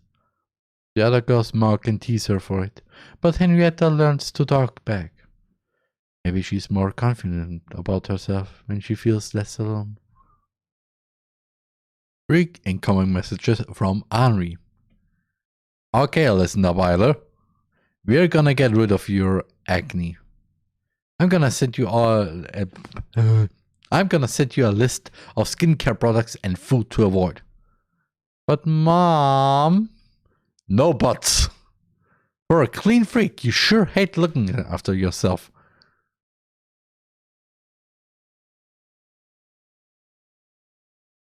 Past. Henri's past? Mother never tells me anything about her past. Or father, and I never ask. It's something we never talk about. All I can do is listen to her occasionally cry at night and keep quiet about it in the morning. She's holding up well, but I can't help but worry that one day she might trip and fall and never get up. The thought makes my hands itch, and I spend 10 minutes in the bathroom trying to wash it off. I want to grow up and become someone she can depend on. Interlude. Hello. It's quiet in the mind library. Oh. I'm hunched over a language workbook, trying to fill in the blanks, but all the letters come out jumbled. I write them over and over again, until the pages are filled with illegible scribbles. Ray picks over my shoulders, like nothing's wrong. Doing someone's homework again, Miss Wilshire? You do know that it's not your obligation to do it, don't you? It's for a friend. Ah, so that's why you couldn't turn them down? Because they said you're friends. Was it wrong to believe them, Vi? No, of course not. Miss Wilshire is a very earnest girl after all. Too gullible for her own good. Huh? You see, what your so-called friend used was a keyword. A password that doesn't mean anything. You heard it, and immediately thought of the meaning you had for it. You may have thought the other person meant, I want to help and understand you. But in reality they meant, I want to use you for my own needs. Sure, they could have been honest with you, but would you be doing this for them if you knew the truth? right? But that doesn't make them evil per se. If they were the main character, I'm sure the viewers would understand their way of thinking. Guy runs his finger over a messed up sentence and stops at the period mark. The true evil lies in muddled words, Miss Wiltshire. Remember that. I absent-mindedly look at the ruined workbook.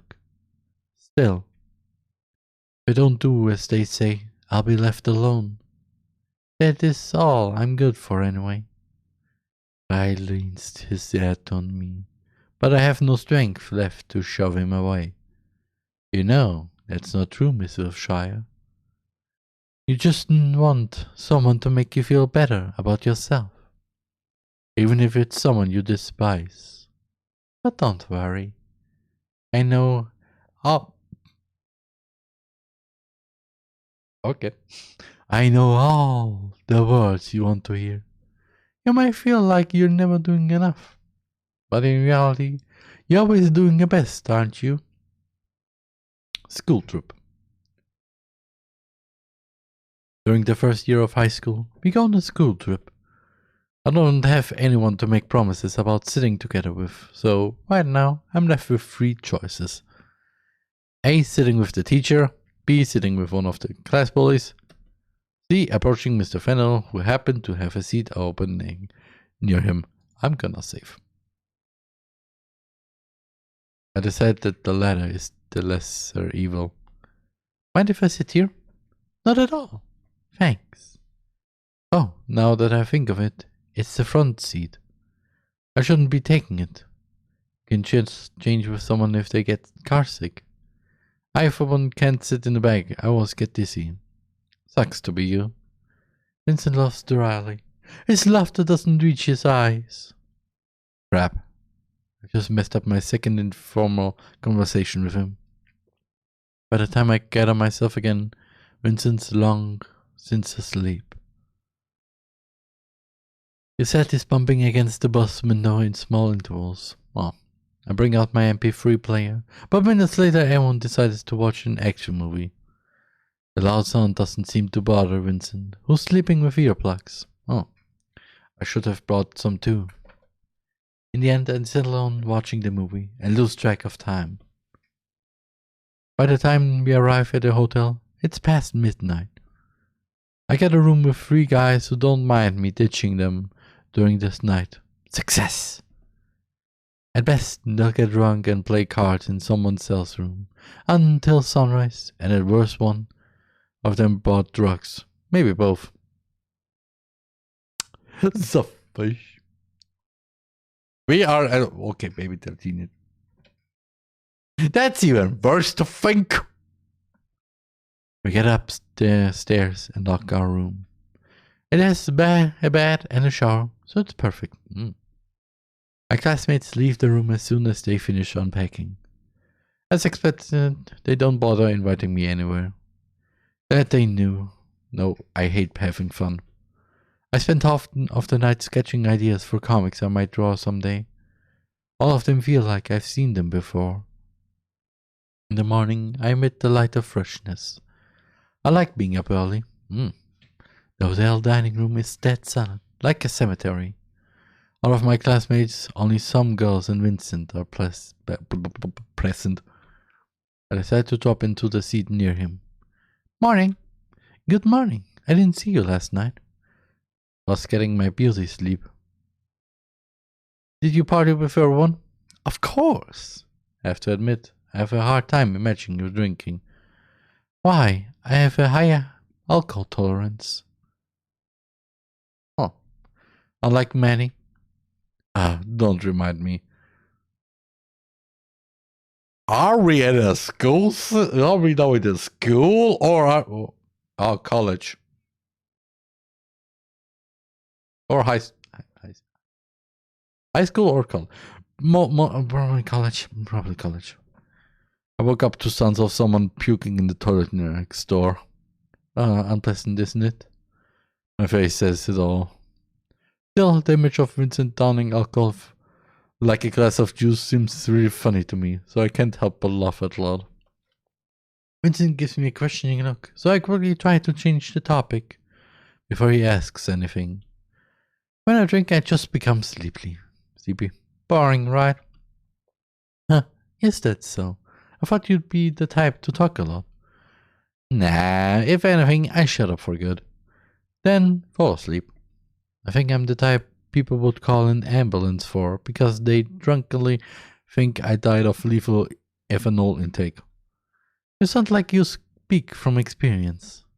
Well, the trip itself is nothing special. Art museums never interested me as much. The ad looking good though. During one of their excursions, Henrietta gets lost and I volunteer to look for her. Thankfully, I spot her at a statue near the museum with a dead phone. Henrietta doesn't let go of my shirt until we get back to the group. The night at the hotel on our way back doesn't go as smoothly as the first one. This time I have to share a room with a guy who doesn't mind other people seeing him make out with his girlfriend right in the room. I do, so I grab my jacket and make my escape. It's already past curfew. Probably not the best idea to spend the night on the hotel stairs, but whatever. Just as I start to doze off, someone shakes my shoulder. Hey there? You catch a cold if you sleep here. Huh? It's Vincent. Ah, thanks. I didn't mind to fall asleep. Why are you out at this hour? Just wanted to get some fresh air. I do enjoy night walks. The way that sounds nice, even. We're not allowed to leave the rooms at night, you know. Then may I ask you why you're here? I guess I'm not a fan of voyeurism. I think. Huh? No, that sounded bad. Forget it. Okay. I'm guessing there are problems with your roommate. Yeah, that's a pleasant way to put it. I could use less pretty words, but I'll leave a bad taste in my mouth. I'll leave them. Vincent looks at the nice guy. It's nice here. So quiet. I don't have to wake up to shouting. I don't know what to say to that, so I just pick at my skin. Sorry, I said too much. No, that's fine, pitiful, awful. None of these seem to fit. I'm not someone who should comment. We sit in silence for some time. That being said, do you plan to return to your room? Nah, I'll wait it out a bit more. I see. Well, good night then. Night. Thanks for keeping me company. It's my pleasure.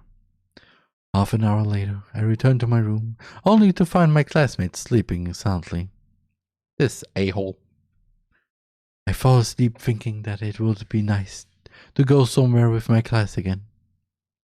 Passwords. One incoming message from Vincent. Would you mind joining me for lunch? Sure, just gonna grab something to eat. Is it the usual place? Yes, it is. I'll be going ahead then. Vincent likes to eat outside. It's more quiet here, he says. After the class trip, we started hanging out more often. Oh, like back then? Sometimes he invites me for lunch, like today.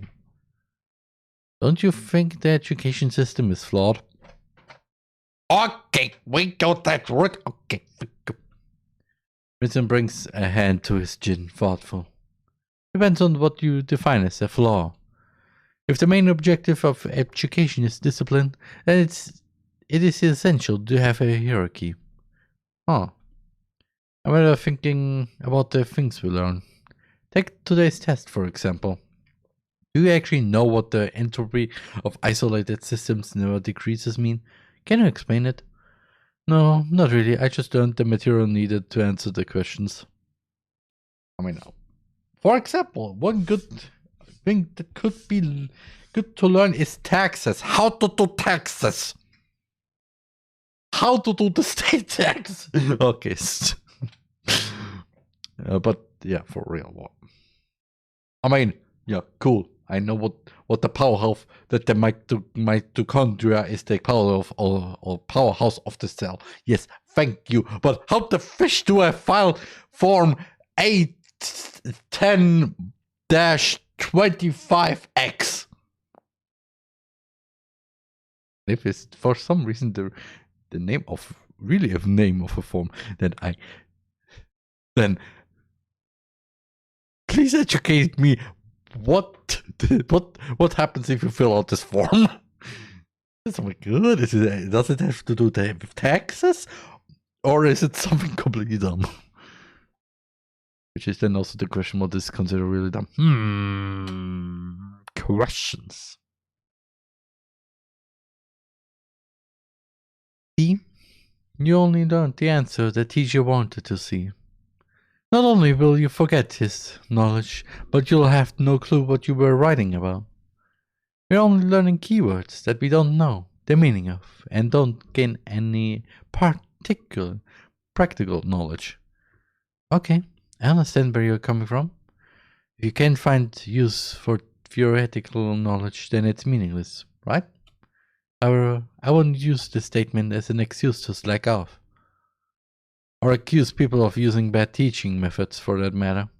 Right. I just wanted you to hear me out on this. If given the opportunity, I'd like to change something myself. It'd be ridiculous to tell others how to do their work. I believe you understand. I think it's not just the education system that uses keywords though. Words that carry no meaning litter out speech in everyday life. Then, mass media is just entirely made out of them.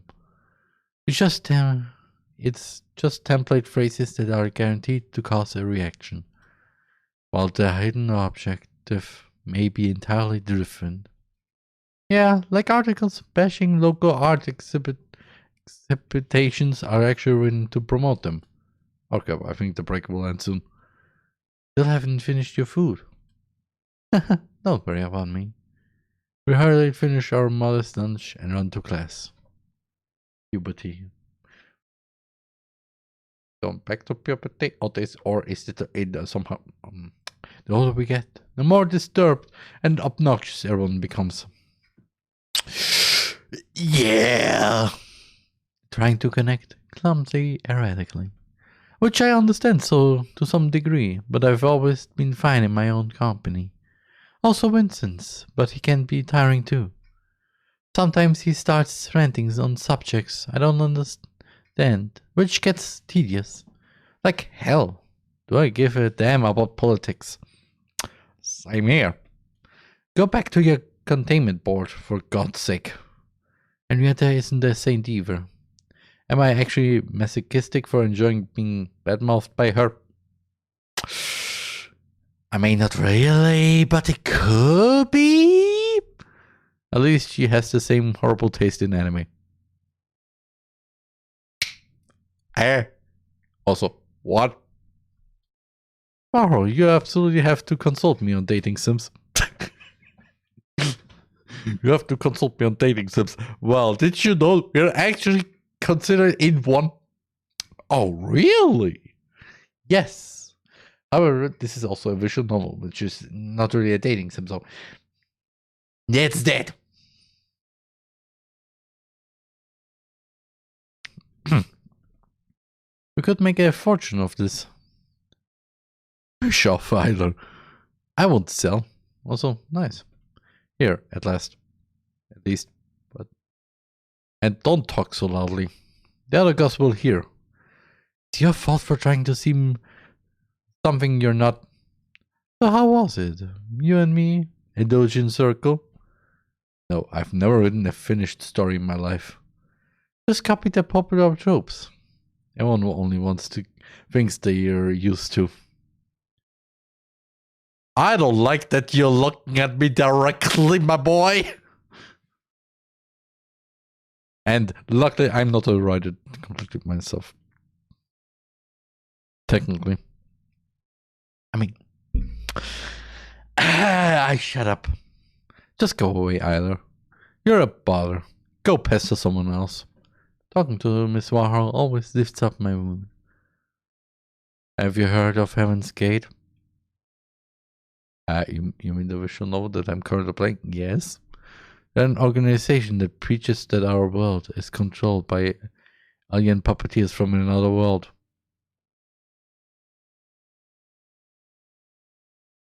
Hold the fish up!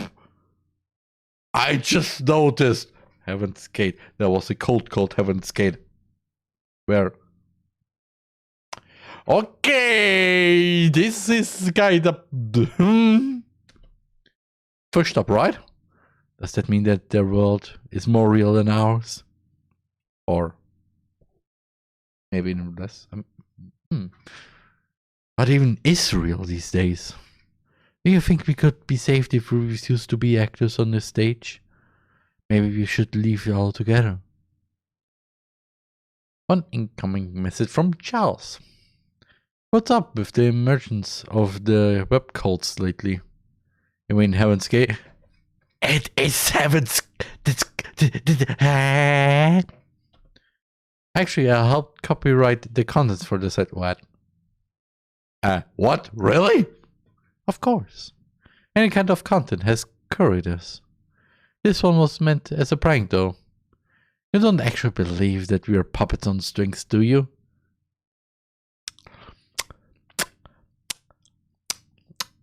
Should I look at the specific puppet? It looks like Vincent and Charles, but it's female. Probably. Probably, maybe. Don't know, really. The text you wrote was awfully convincing, though. I'm honored. Why Heaven's Gate, though? We wanted it to seem big, despite it being a prank. Does it sound like something promising? Yeah, it sounds pretentious as fish. It doesn't mean anything, really. Just like Heavenly Kingdom doesn't exist. It's an empty promise of virtue. Huh. Still, isn't it kind of dangerous? People might believe you guys for real. That would be silly, don't you think? Technically, yeah. Practically, no. Interlude. Rationality. Mr. Honecker. Oh, hi, Bennett. Actually, you're like really nice, actually, like that. Do you think I'd act more rational if I killed my remaining emotions? I don't believe we could be rational without feelings. Also, interesting. Why also does it look like in the background like there was somebody murdered? From where did you get that picture? Is also the question here. Second, which is actually more a fun fact here. Did you know that that this good boy Felix was planned as a bunny boy? Just a little side note that I learned while browsing to the Hello Charlotte wiki. Patients with prefrontal cortex brain damage cannot experience emotions. To them, any decision seems as good as the other. For example, when I think of killing someone I care about, I'm overwhelmed with horror. Understandable. It goes without saying that I'd never do it on a whim. Thus, feelings are essential for rational thinking. Soap inhibits the prefrontal cortex function as a side effect, right? I've been saying it all the time, but consuming it isn't doing you any good. Oh no, also another fun fact that I also learned while going through the fandom wiki. It seems that if you give Felix the bottle of soap that you get in the first episode, he would say, interesting, but not so bad as the Clorox that I drink with Bennett. He drank, or was it did he say bleach? I don't remember correctly, but I know he said something about Clorox or bleach. So, yeah, drinking some, yeah, a bit dangerous. Drinking bleach. How the fish are you still alive? Okay, it makes sense because the whole world is just weird. So, you lose the ability to distinguish the weight of one decision from another, and that means killing me and eating cookies for breakfast will be morally equal to you. Huh. My point is, killing your emotions will only worsen your overall mental state. It's okay to care, Bennett. Bennett croaks out the laugh. 17. Trust. And also a little time for a little break. So I'll see you in a few minutes. TheRMan. Mitaka said. And I had a feeling only the Igarashi would know.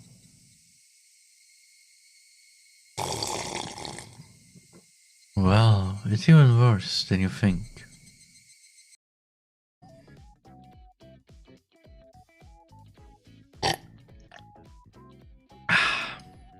Zwei Gurken sind nicht genug. Wir brauchen 5. Okay, hold on a bit there. If you replace cucumbers with stick, you are in trouble. And also, why 5? I was only off 2 days. You don't say. You were so much cuter back then. Mion's gaze started in my chest and dropped straight down, focusing on the point between my legs.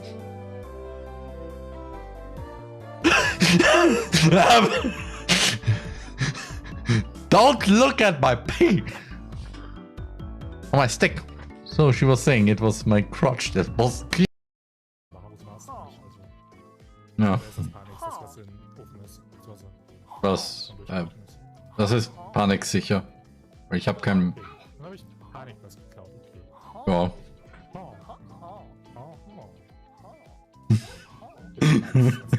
Wollt ihr hier Villager Roleplay in meinem Haus machen?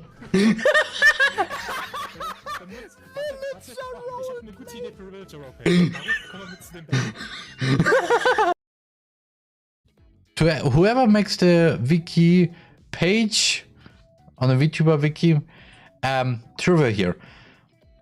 I learned my way how I speak German is not from learning it normally from school. No, actually from learning it through watching TV, because I mostly watch the TV channels from Germany. So,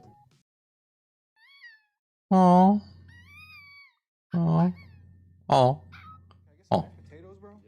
Okay, some mashed potato. What the? That was not mashed potatoes. That was something else. It was cool.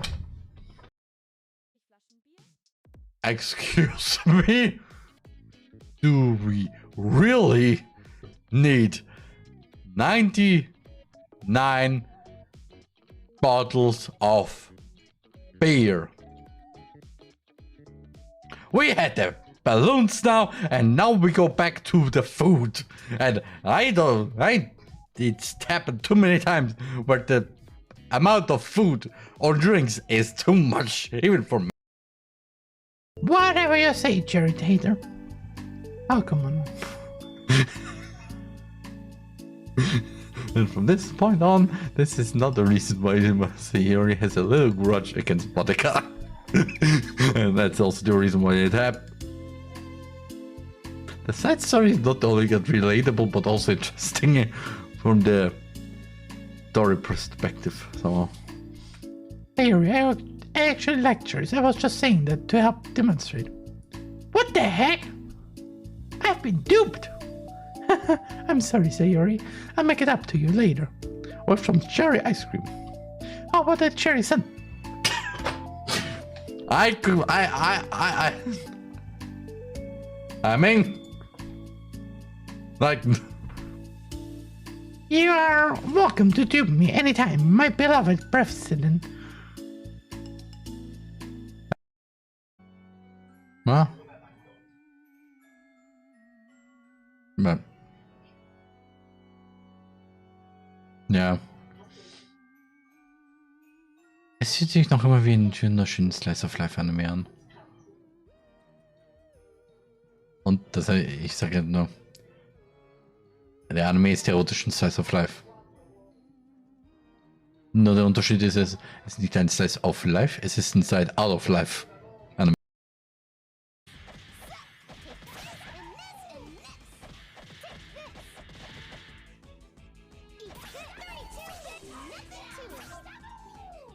TheRMan. So, I'm back. Vincent peeks over my shoulder, startling with his voice. Are you writing something? This barely counts as writing. This was writing. Fennel steps over the bench, now facing me directly. Are you dissatisfied with what you're making? No, not exactly. Not more than usual. It's just I don't know how to communicate my thoughts to others. The whole plot looks too contrived. I'd stop reading after the first page. Okay, this sounds already not good. Because, there's something here. Because if you think like that, then it's like, well, watching the first video of someone who posted literally a lot of videos. And, well, the person who made that video just looking at it just goes, nah, no. Definitely also like me. Well, technically, because actually, the question is, what is content my first video that I posted? Was it the video is it one of the videos that are now deleted? Or is it the clip that I posted on my YouTube channel? Or is it, well, the first video I really actually edited? Because the first clip, yeah, I like it. The first video,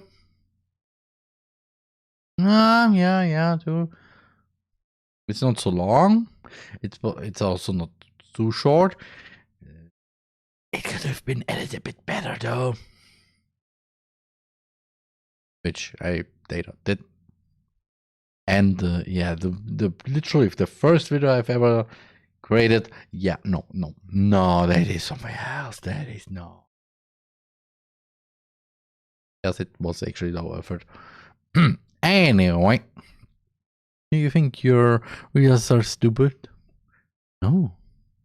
If anything, it's my own fault that I'm a complete writer, not theirs. Then, do you not trust them? I don't. I mean, I really want to. But I'd be lying if I said I did. I see.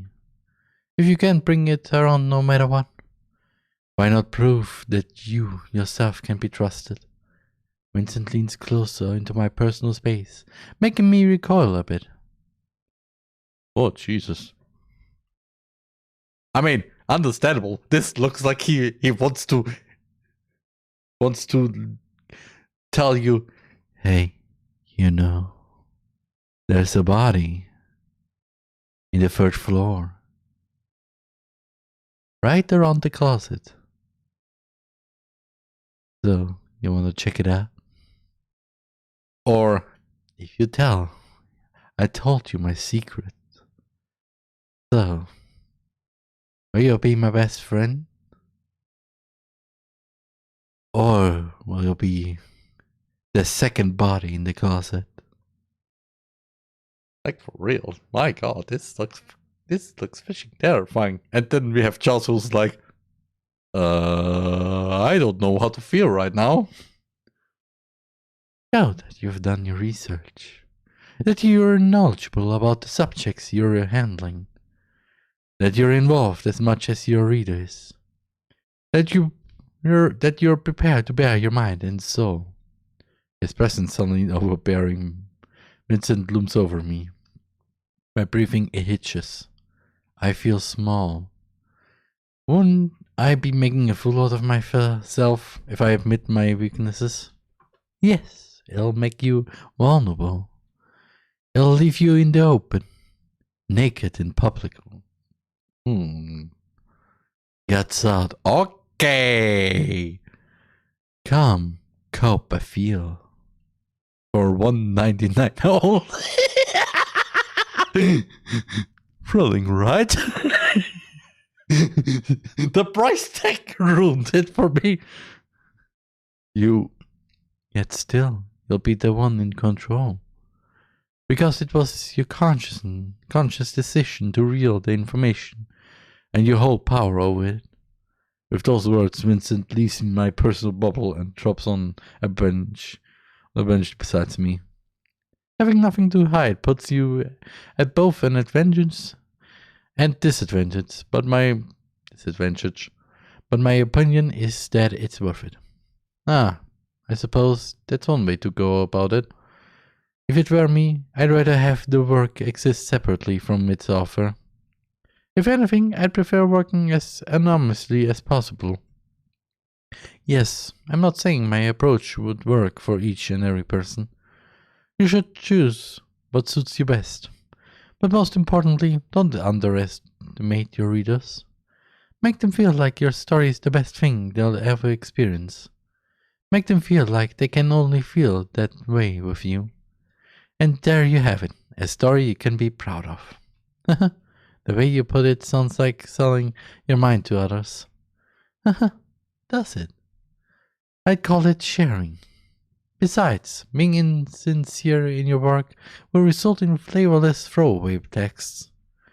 Do you want to write disposable garbage like that? Mr. Fennel, you're intense. That's a lot of knowledge for someone as young as you, Mr. Fennel. I'm just saying what I've learned from more experienced writers. And I suppose I'm really passionate about writing. My mind for a second there. Oh, I didn't know. Is he writing something too? You just looked like you need advice. Were the words I chose enough? Yeah, thanks. I owe you one. Actually, would you like to read what I've written so far? Think I could use some feedback. Sure. Not expecting mercy. Bring it on. I'll fetch you my notebook next week then.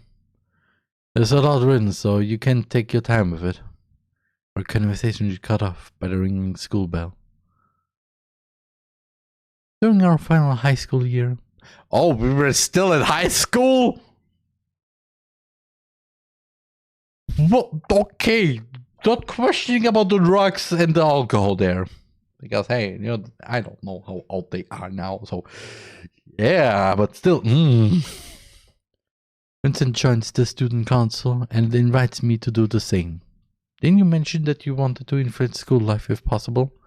I believe it's a good opportunity to do so. I think it's not about good ideas, but rather the ability to convince others. Which is something you have. And right now, I'm using it to convince you to try it. So persistent. Okay, fine, I'll take along. Success. You'll definitely regret it. Wait, that's the opposite of words of encouragement.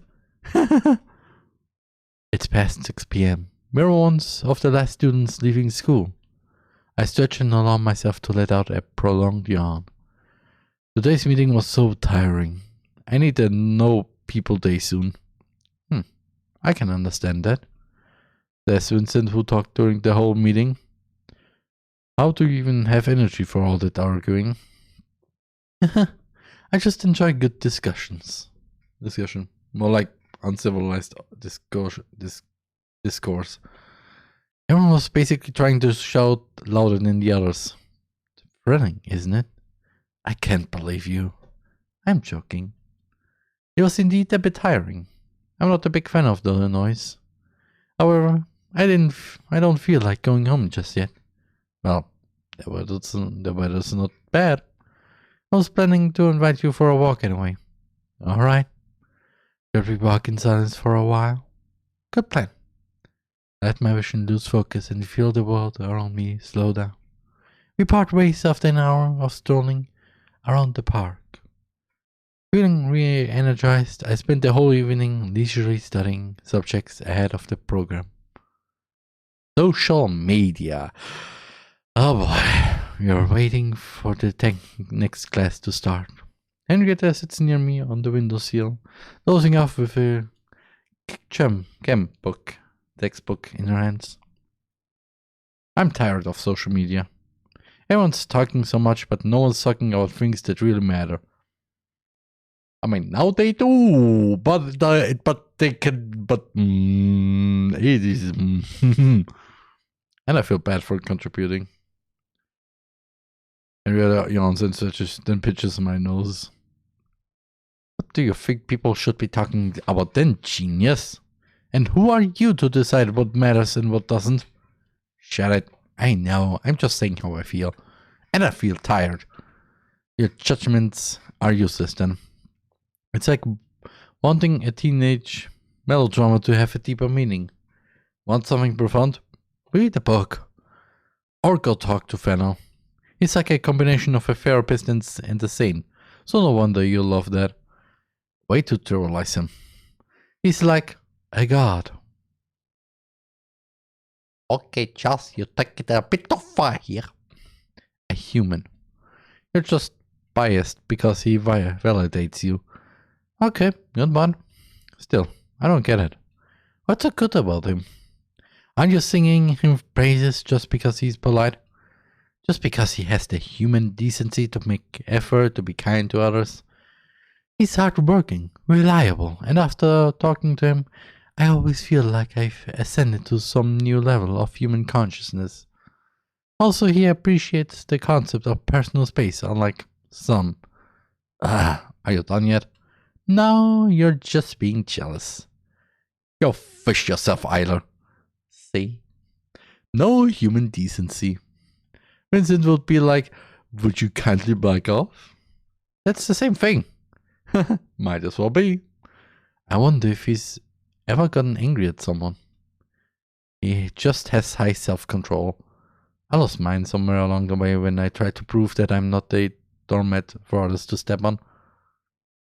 Oh. So she's conscious about her attitude after all. Mean Henri is the best Henri. Actually, any Henri is great. Yeah. I can't exactly tell you not to worry about it though. But I like you the way you are. Okay. Aww. Just look at this practice. Aww. Possessions. Vincent comes over to do a research project for school. I welcome him into my room with rubber gloves still on my hands. Eiler, you look proud of yourself. Of course. Cleaning done. Clothes ironed. I can focus on schoolwork in peace. Good. You seem to be especially scrupulous when it comes to organizing. I just can't seem to focus when there's something out of place. I end up thinking about a single sheet of paper lying around unsorted instead of doing something useful. Oh, but that's not the worst of it. Must be tough.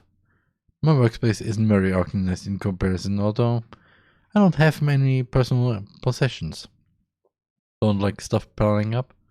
That too. And perhaps I'm not very sentimental. I briefly wonder if that's really the only reason, but decide not to press on. Let's change the topic. That being said, remember when we were all about collecting stickers and stuff? Yeah, everyone was crazy about trading. I still have my collection. I can't bring myself to throw away my cat toys too. It's kind of embarrassing. Why? You must have loved them a lot. Having things you love doesn't make you seem infantile. Well, yeah, when you put it like that. What about you? Didn't you have your favorite stuff? No. I only bought popular things regardless of whether I liked them or not. Oh, I see. And then? Then I threw them away as soon as they became useless. At this moment, Vincent's gaze seemed empty. His face didn't convey any particular emotion, even though he was smiling, which felt horrible out of place. For a second, it felt like we weren't talking about bootleg Digimon stickers, but something else entirely. Well, yeah, I see. You must have no interest in material possessions. That's admirable. Vincent pauses for a bit, then answers. Yeah, that must be it. His words sound hollow. Uncertainty.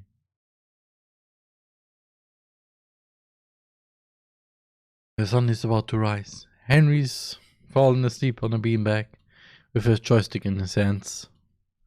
Henry comes to hang out on weekends. Sometimes she brings her brother, whom she begrudgingly babysitting. Oh, that's oh. So that is the brother before. Oh, actually. And play video games and eat snacks. When Henry is not in a school environment, she's far less stressed out. Even her voice sounds slower than usual. Crap, your brother is good at rhythm games. Yeah, use him as you like if you need to score full combos. Okay, also, nice dress, Henry. Looking fine. That's all he's good for anyway. Aren't you being a little harsh? He deserves it for being lazy, but have you seen his grades? It's like he's made it a goal for himself to become the worst student of the year. Maybe his mind just works differently from the rest. Yeah, that too. I don't like this look in your eyes there, Henry. You look like you nearly want to murder somebody. But for the most part, he just wants to play MMORPGs all day. Oh man, Fantasy Star Online 2 New Genesis is good. And also could also say PSO NGS, but I want to help him, but I also want a break from all this crap. I'm tired of working at part-time jobs to help parents sustain his lifestyle. Do you know how much console games cost? Oh yeah, they cost a lot. Add that to a monthly MMO subscription, gacha pulls, and merchandise, and you'll get my monthly salary. Your parents don't have to bully by all of that, you know. Henry says they motivate him, so if they don't, he just refuses to leave the room. I just noticed also Henry. I wonder who came first, Henry or Henrietta? Because if it's Henrietta, then, well, they wanted a Henry, but they have Henrietta, so they decided to call her Henrietta. That's the reason why she calls Henry, because... Interesting lore there, probably. Probably because this is just my own brain. Also, I just wondered, does ever met... I mean... Could be some good theories in this game series. Anyway. Yeesh. Henry looks at the ceiling, contemplating something. Tyler, I was thinking. Yes? Henry actually dating? What? Henry starts counting on her fingers. Look, it's the 5th time I'm staying over. You take me out for nice food and carry my bags when I'm shopping. You even look after my brother when I'm busy. And all of this just thinks a decent person would do, Miss Warhol. Yeah. I mean, if you think about it, kinda. I fail to see your point. Aren't you the one who's always like, I wish someone would call me princess and take me on cute dates? We'd buy matching clothes and cuddle on the sofa. I mean, not just me with her elbow wildly. Yeah, you're far from that. Please don't use that squeaky voice to imitate me ever again. So if it's that point, then... I wish someone would call me princess and take me on cute dates. We'd buy matching clothes and cuddle on the sofa. Better. Still. What should we call this? Does it need a specific term? If you're talking about becoming each other's possession, then I'm against it. No one ever belongs to anyone. Yet for some reason, everyone thinks a meaningless string if letters can bind people to them. Is it normal to want something you can call your own? It rubs me the wrong way. That would mean treating others as commodities, which in turn contributes to a mindset intrinsic to a capitalist society. Okay, we go that way. How many ways do we go, actually? You just had to bring your pointless philosophy into it. Just say it in normal people words. Words. Sorry. I just don't know yet.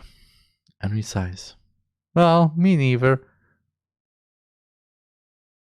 Saying that sentence and seeing that face equals, oh boy, she would like to kill somebody right now. Like, this looks like, okay. Oh, you don't want to be my boyfriend. Oh, you also didn't notice that I have this knife in my hands, huh? Do you? Do you?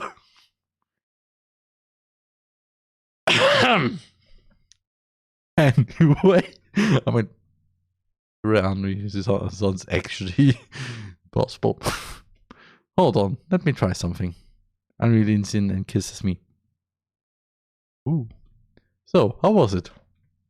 It was supposed to be this amazingly good thing that every story leads up to.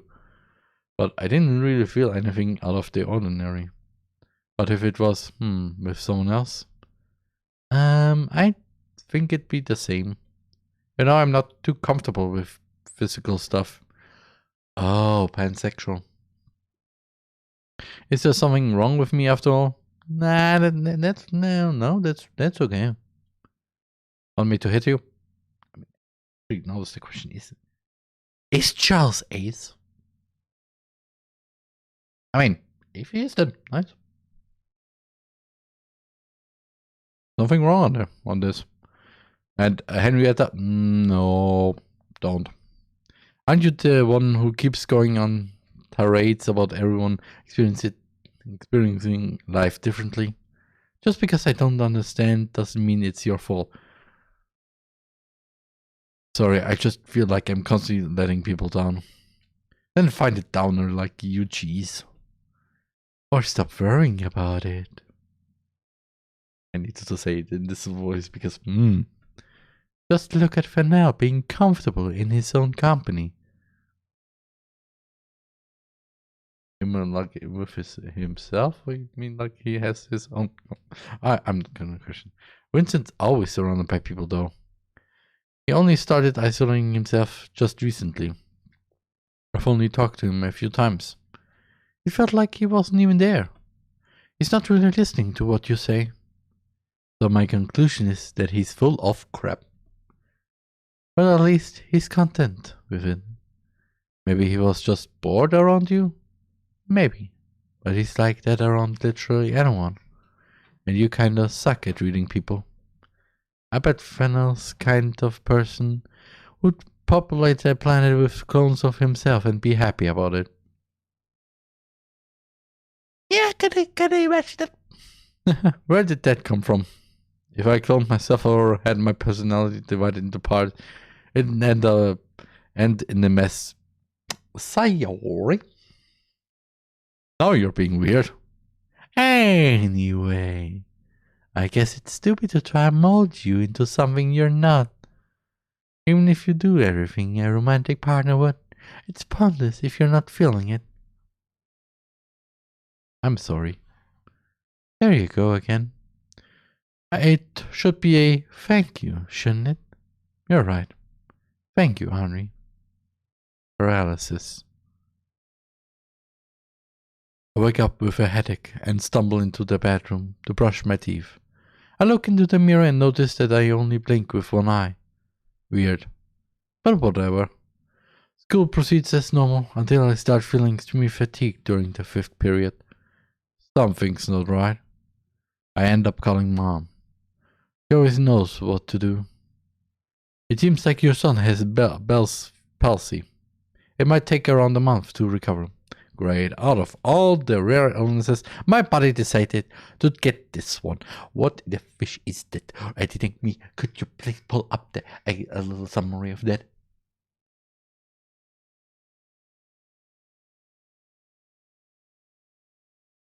Aha. I still don't know what it does. Because I'm not a time drawer, you know. Missing a month of school before exams sounds like the worst case scenario. It's just half of my face staying unresponsive, yet my whole body feels numb. Still, thank you for the summary though. I know you hate me for that.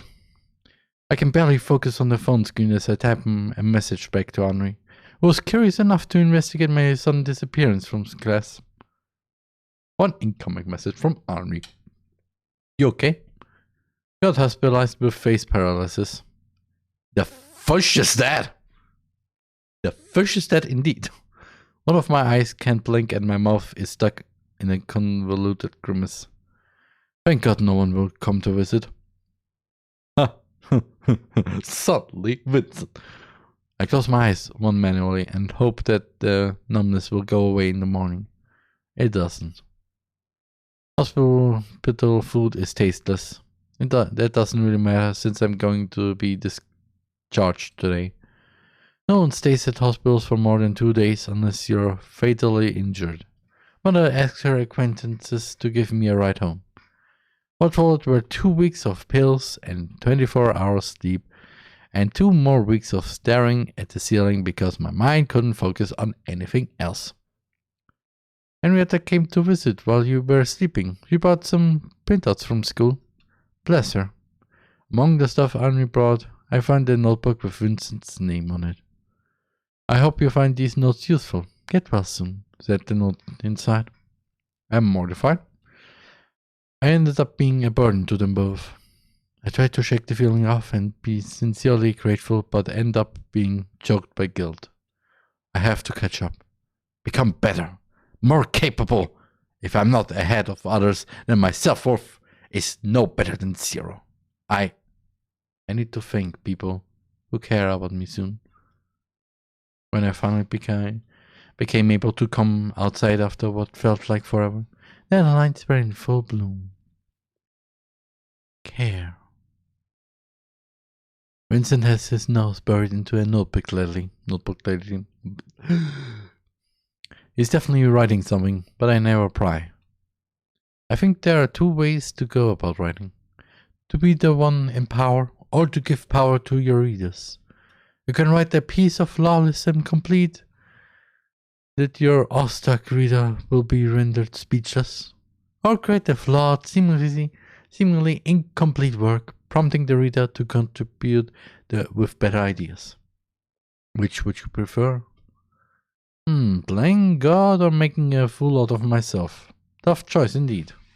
So, that letter sounds like less pressure, so I take that one.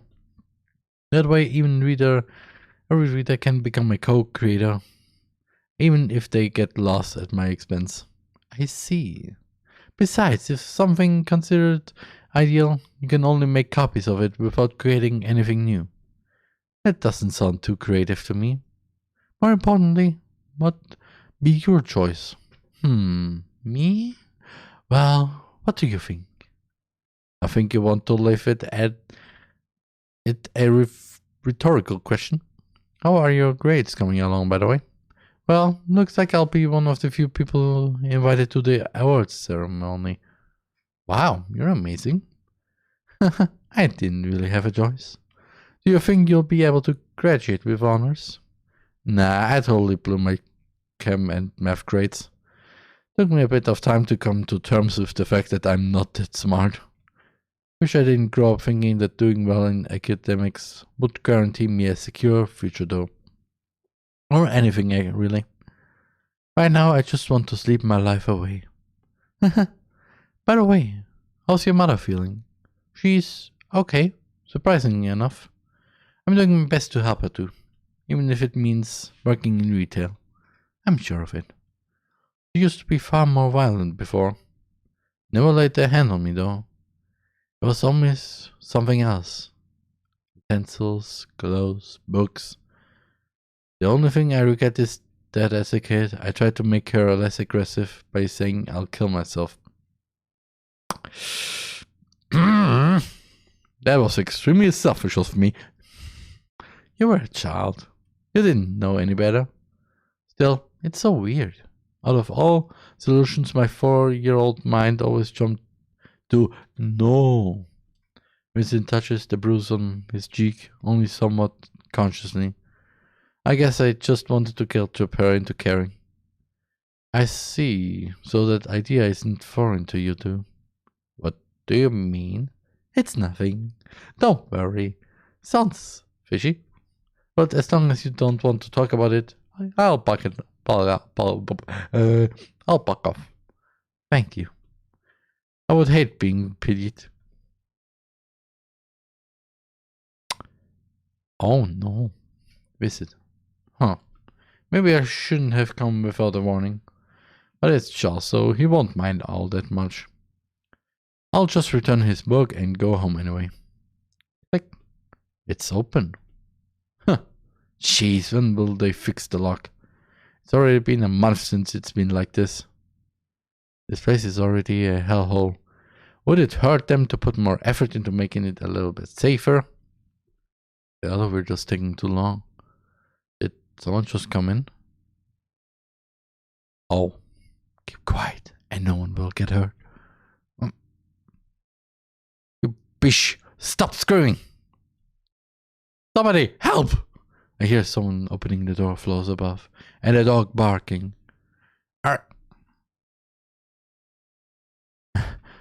He ran away. I can't stay here. Blood. Ring.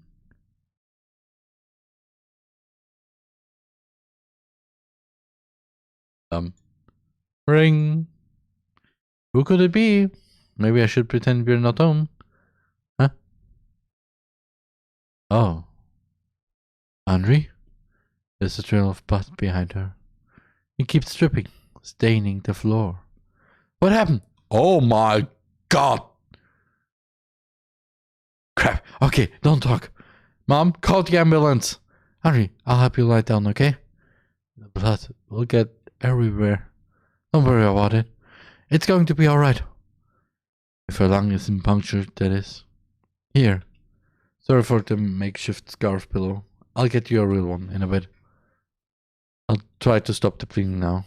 But I only have theoretical knowledge about it. Forgive me if it hurts. Mom will Google the right way to do it. So trust us. Okay, Google exists in that world. Henry stays quiet. He must be in shock. Yeah, a little bit. I help her take off her shirt and look at the wound, trying not to focus on the blood oozing out. Okay. It's most definitely a knife wound. Jesus Christ. Okay, this should do it. I throw the blood-stained shirt into cold water and let out the sigh.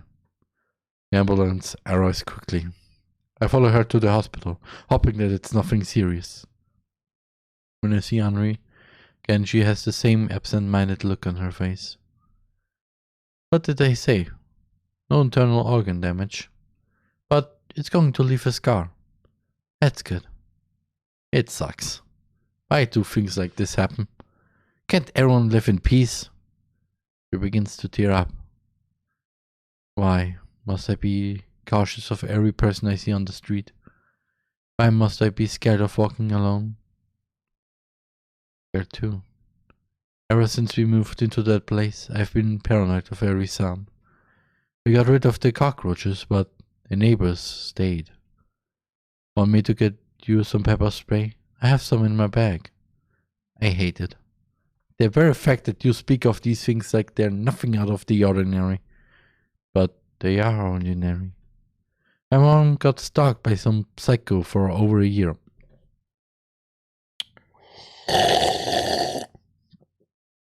I got smacked with a broken bottle on the street some time ago. What? Our neighbor's dog got mauled by a pack of strays. Okay. Life's full of misfortunes like that. Fish that. It's unfair. It is. But there's nothing we can do about it. Can we? You're always like this. Ignoring the problem instead of doing something about it. Miss Warhol? What? And what's up with this sudden formality? I didn't get to ask, but what exactly happened back then? I don't get it myself. Everything happened so quickly. He told me to stay quiet, but I screamed my lungs out anyway. Maybe he just wanted my purse. Maybe something else. I don't know. Just wanted to return the book. And he turns over and cries into the pillow. Wound. Okay, examine's over. I'm going to disinfect the equipment. You can get dressed. Thanks, Mr. Honecker. So, how is it? I don't think these bruises will ever heal. Unless we skin you and replace the tissue completely. Yeah, I don't think you want it. Even though you're emotionally dead, unless medicated, it's going to hurt like hell. Can't laugh at all about that. If it's a smile, I can always give you one, see? I mean, Bennett is cute somehow. I don't know why, but Bennett is... He's somehow a good boy. The only thing I don't like is about this, that he's a soap addict. And this is, again, no joke. He likes soap. Like, soap is like a drug to him. And yeah, I don't think that's even good for anybody. Literally. Just like I was taught in the labs. Stop it, that's not funny. It's weird, Mr. Honecker. I'm so desensitized to cruelty and violence that I no longer feel saddened or shocked by them. I don't think I'm capable of crying either. Or feeling anything really. Everything is just mundane. Well, humans are an adaptive species. If all you see every day is atrocities, you can't help but get used to them. Yeah, I guess you're right. Forget I said anything. You hate being sober that much. When I start having thoughts. I'd rather not think, Mr. Honecker. That should be your thing too, to do. Good night. Well, he's right. It's really not something I should concern myself with. I have to focus on my research while I still have the time. Love. We're strolling in the park after school again. The weather isn't particularly good, but I have an umbrella with me. Vincent doesn't mind the rain, but I do, so I follow him like the butler of a rich household. His throat is bandaged. Vincent doesn't bring it up, and I don't ask. We stop at a small bridge. Oh, that's something I've been meaning to tell you for a while. No way, is it a love confession, Mr. Fennel? Almost. I've been writing a novel. Oh, what's it called? TheRMan. Sounds fancy.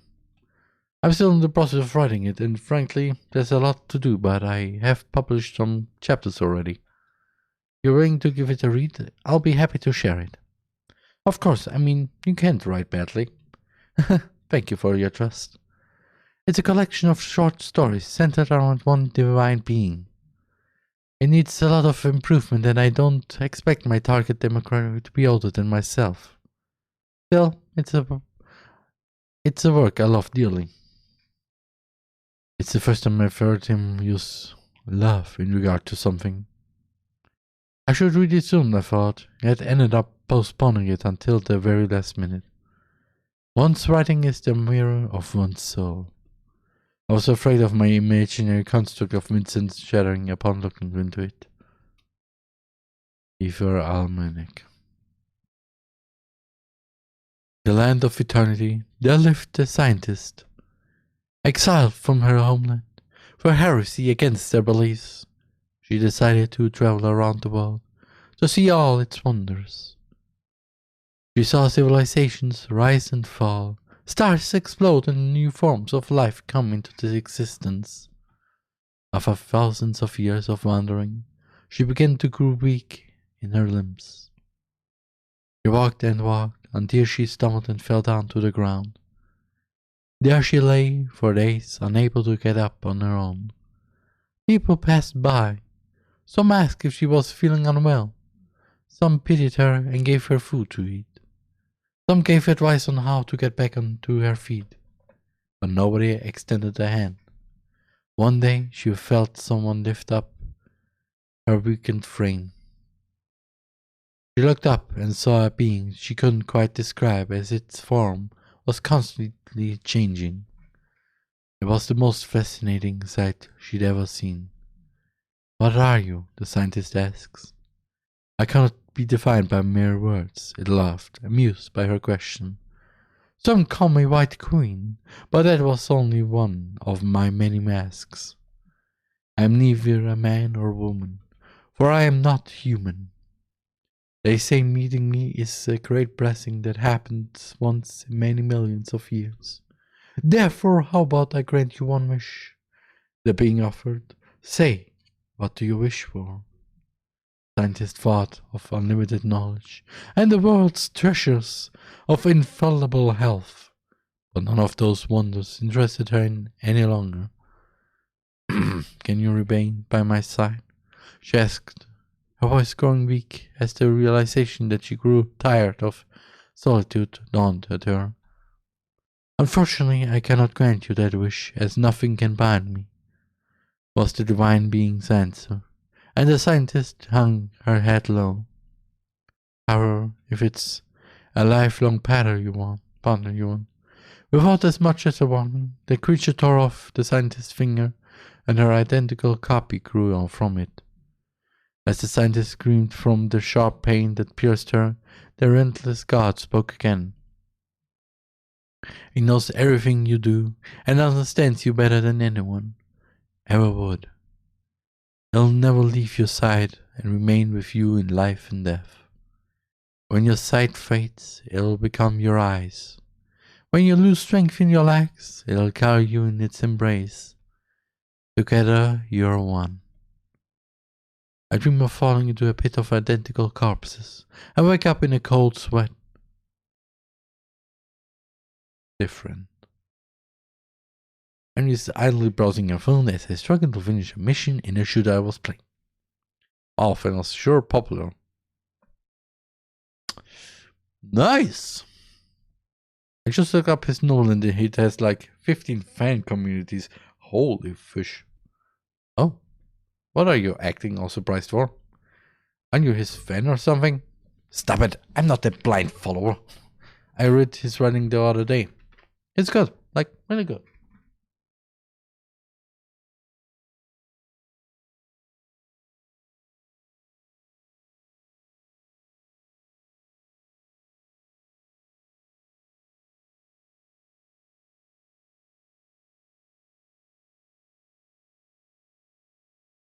Oh.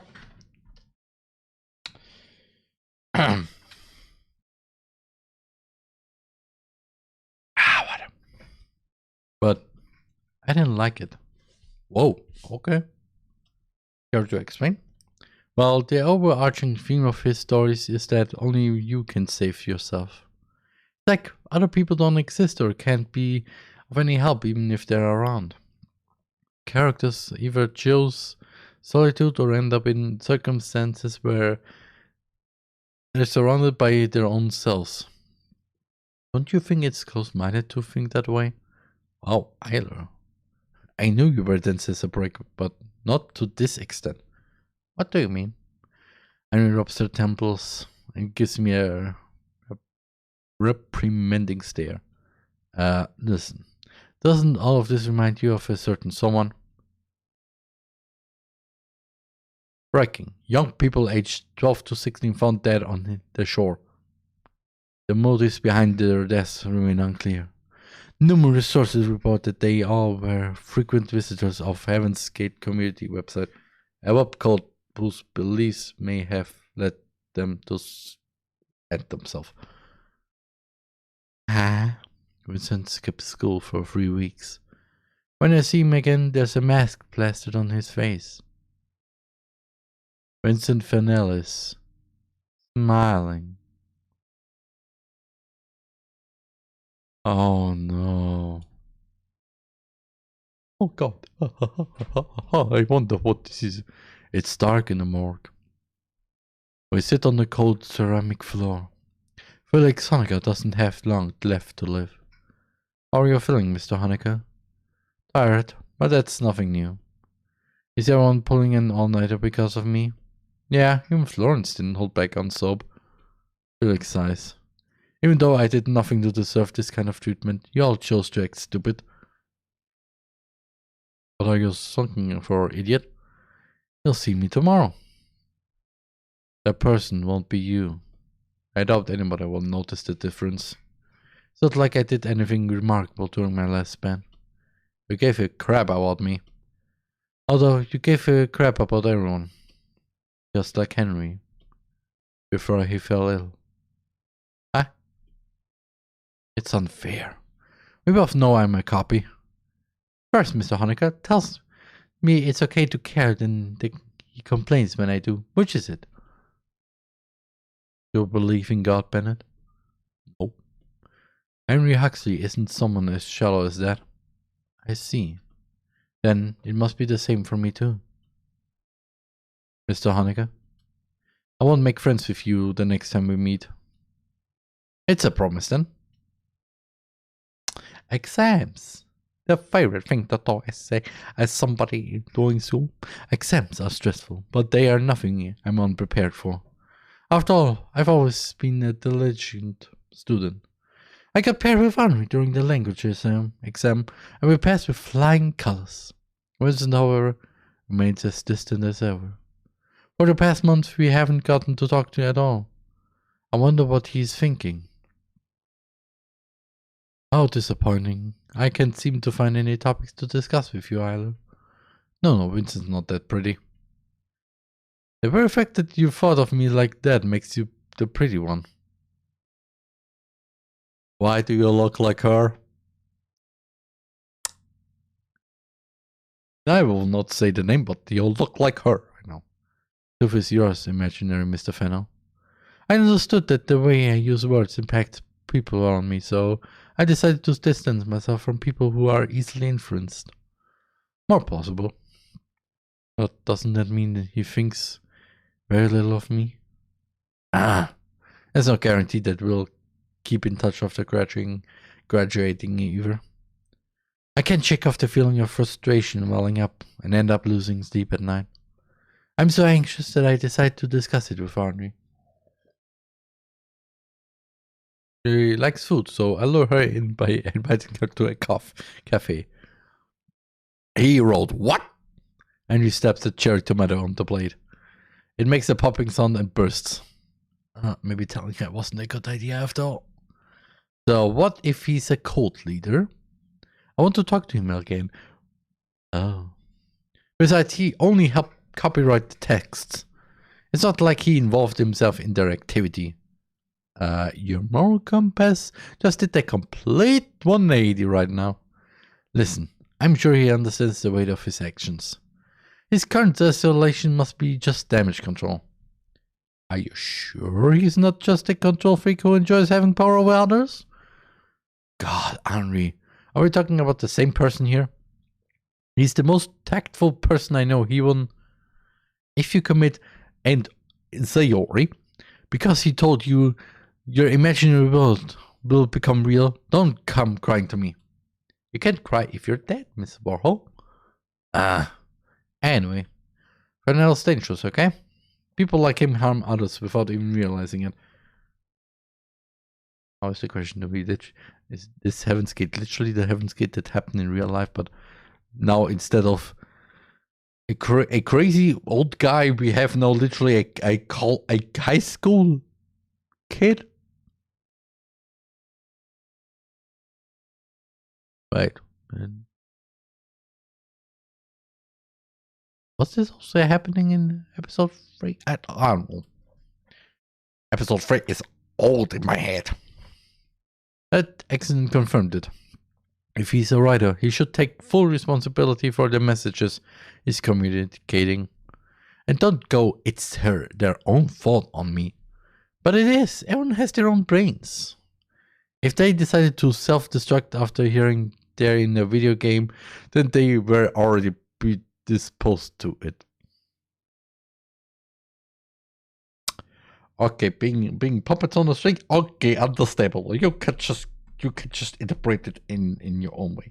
However, literally saying like that is like, oh hi, for full. I thought you were complete. No, you are broken. Yeah. They just saw the cult side and bam! Confrontation bias activated. They wanted a motive. They got it.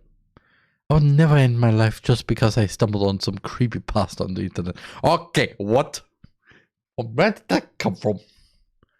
It would take more than that, like mother's death. On my own health deteriorating to the point where I start hurting others, then I... Hey, stop it. I'm sorry. I don't think I'm completely right either.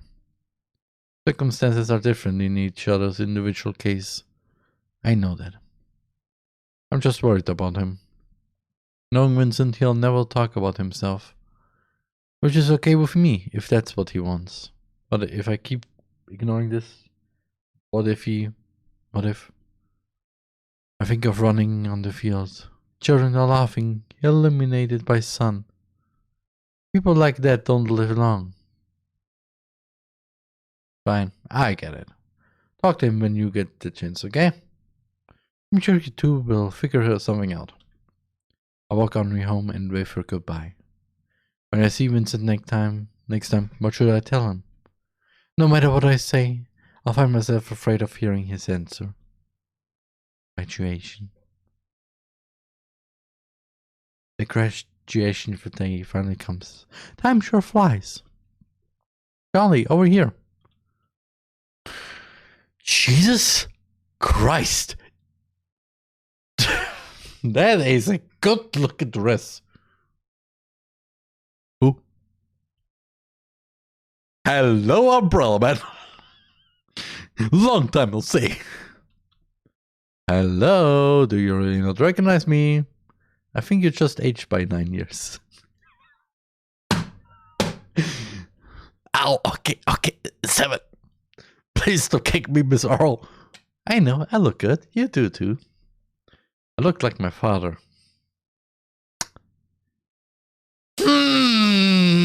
I wonder why it just came with the fall of Umbrella Man. I wonder. And you hate it? I don't know anymore. All that matters is that Mother is doing better. Henry pats my head. Aw, okay. Try to have fun today. Thanks. You too. I look for Vincent in the crowd. He's talking to one of our teachers, all smiles as usual. I join in as his shadow. Either. You look different. You look tired. Do I? Well, I suppose I'm not really fond of long ceremonies. Is Miss Warhol not with you? She's participating in a photo shoot with other girls. I ran away as soon as I saw the camera. Vincent laughs, visibly amused. And it's too stuffy in this dude. I have to agree. But there's nothing much we can do about it, right? Yeah, I just want it to be over soon. By the time we get to the rented conference hall, it's already evening. The banquet doesn't interest me, but I already paid for it, so I stuff myself full with random appetizers. Vincent's dissecting a steamed carrot with the precision of a surgeon at the nearby table. Okay. He seems bored. The moment I decide to approach him, he's engaging in a conversation with someone else. Too bad. I decide to look for Henri and find her surrounded by girls on the floor below. She looks like she's having fun, so I leave her to it. It dawns at me that out of all the people in class, I only managed to become somewhat friendly with 2. The rest, I don't really have anything to talk about. Unless it's homework. Maybe it's for the best if we forget each other's names after we all go separate ways. In the corner of my eye, I see Vincent leaving the hall. You're leaving? Just taking a walk outside. It's a bit noisy in here. Oh, alright. It doesn't look like he's going to come back. See you later then. See you. Crap, his coat is still there. When I run out of the building, Vincent is nowhere to be seen. I jog a bit to the main road until I spot the familiar silhouette. Huh? Oh no, wait, your coat! Ah, thank you. You needn't have to run. I would have come back for it later. It didn't seem like it. Vincent covers his mouth with his hand, hiding the surfacing emotion. Is that so? Mind if I walk with you for a bit?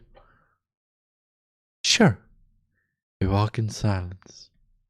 There's too much on my mind, but I can't put any of it into words. Somehow, we ditched the prom night without really planning to.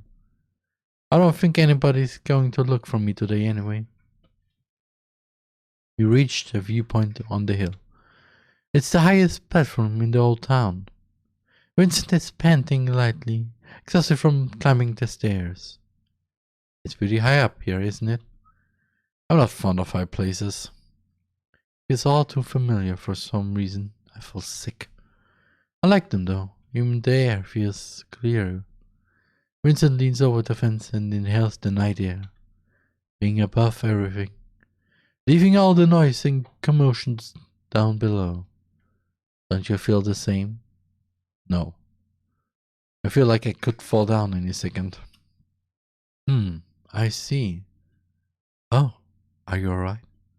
I crouched down, my head spinning. I'm not alright. It's like we've been here before. Yet it's not the same. You never talk about anything that really matters to you? Always all smiles and big talk. Talking, yet nothing you say has real weight to it. I'm sick of your smiling face. What? Ah, I see. Should I say what you want to hear then? Or agree with everything you say, like you always do? Ah, my personality has nothing to do with this. Does it? I'm led to believe that you're as much of a control freak as I am. No matter how much others worry about you, you decide to shoulder everything on your own. That's because of how my mother is. That's because I don't want to be a burden. But for you, it's all about your image. But if I asked for help, who would have provided it? You? At very least, I'll listen to what you have to say. Just don't trust me enough. You don't trust anyone. Vincent's eyes gleam with eyes. The only one who sees a problem in it is you, either. You're not the solution to my problems. Neither am I to yours, even though you seem to think otherwise. Needles and knives. It's worth pierce through, but I don't falter. I know. Yet I want to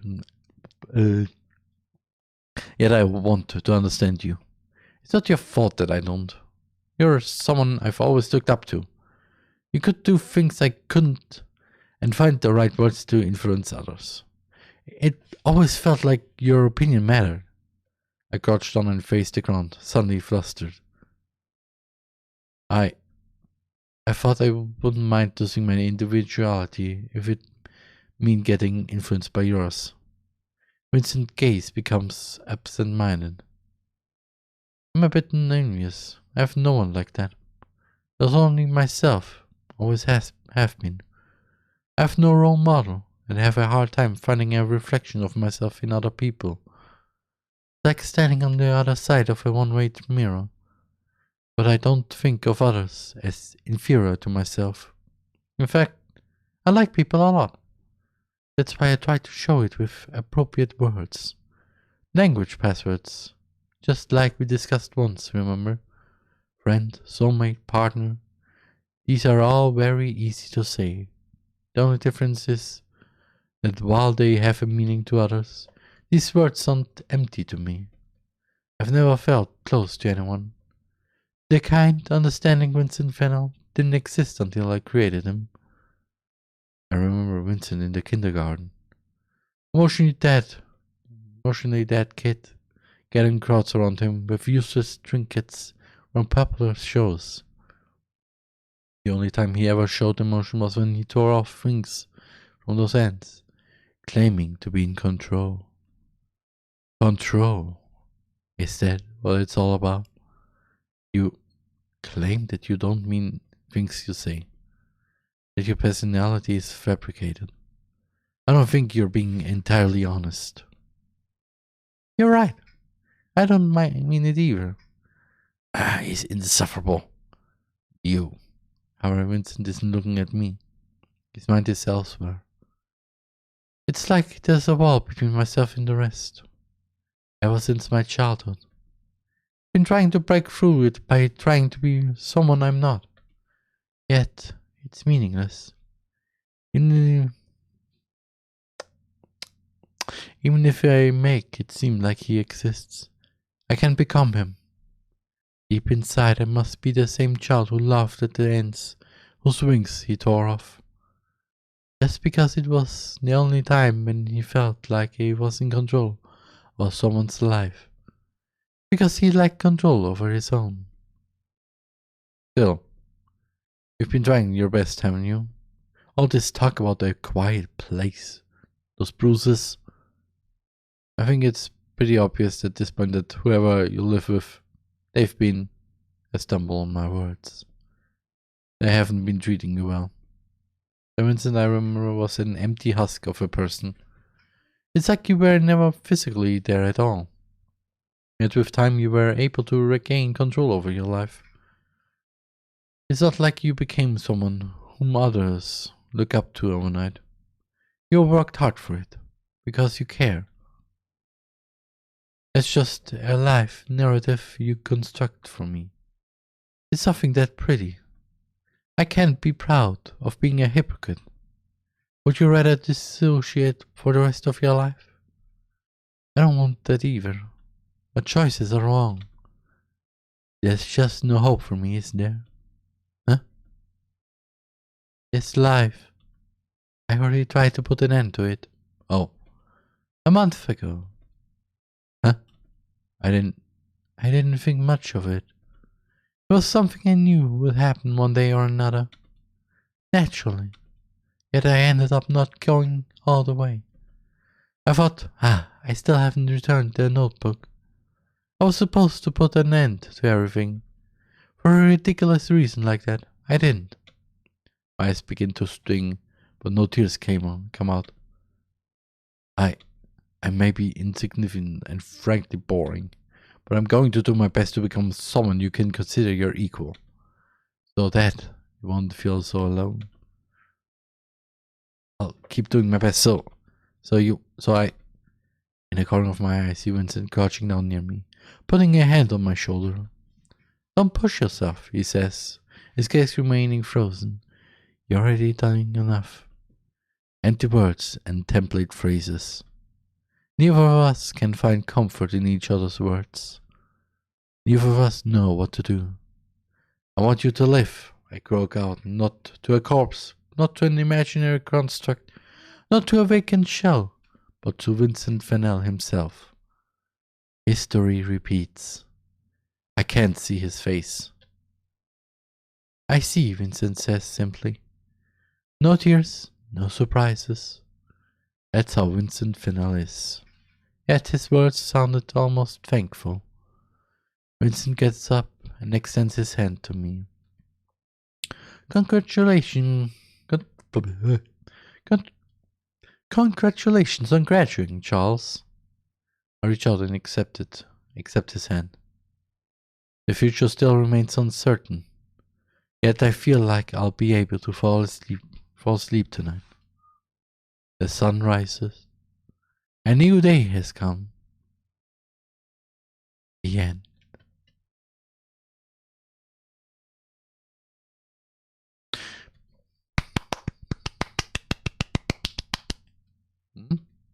Editing, testing, okay.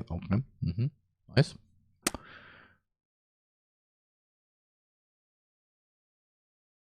Nice. Thank you for playing. Thank you for making this.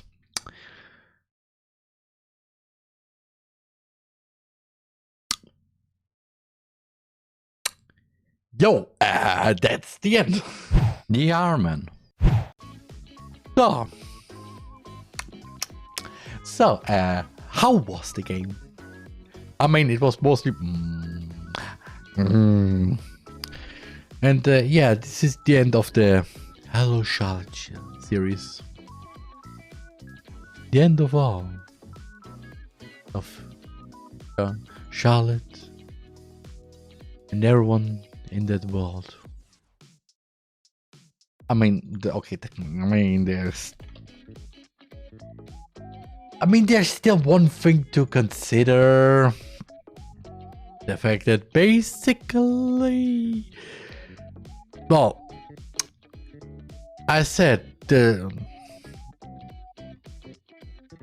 there were only 2 currently available spin-off games. Yeah, a third one is currently in the works.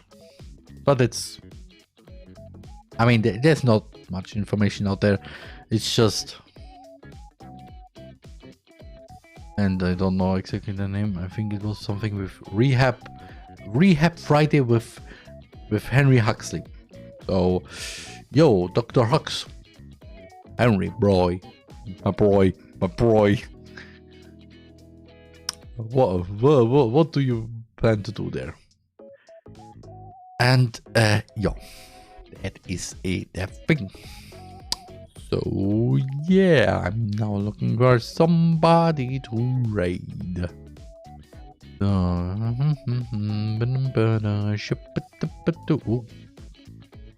I haven't.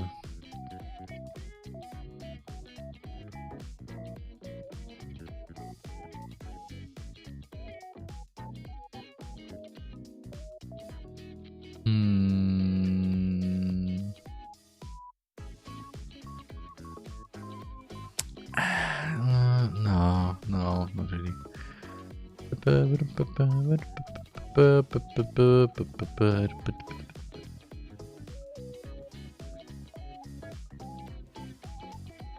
From this side, nope, don't. Here.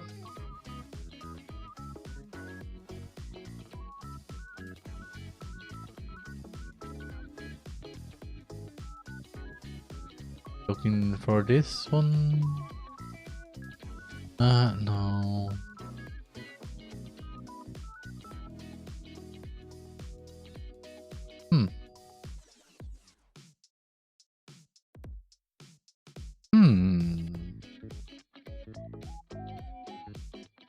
Never mind, they are okay. So who I'm gonna raid? Who I'm gonna raid? Who I'm gonna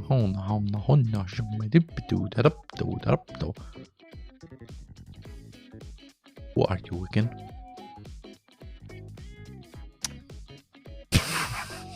Okay, I know who I'm gonna raid. Suna.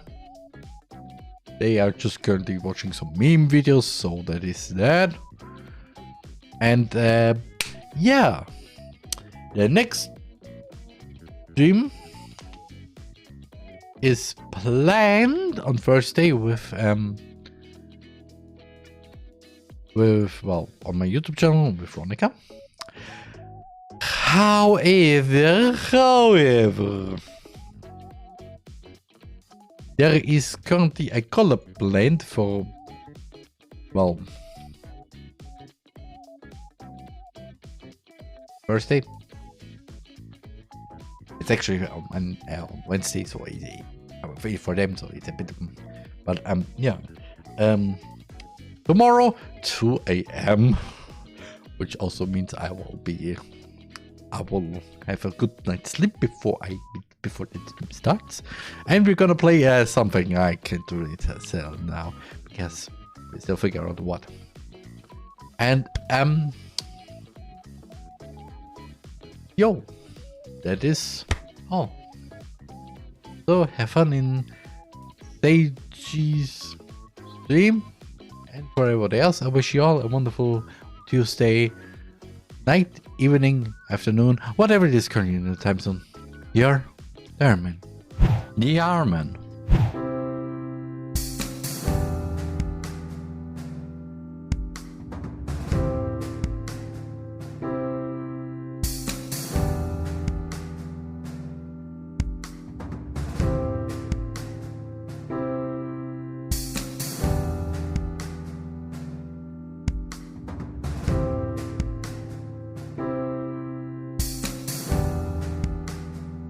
TheRMan.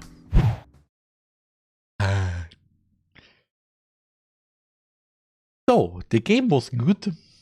The series itself was also nice. And yeah.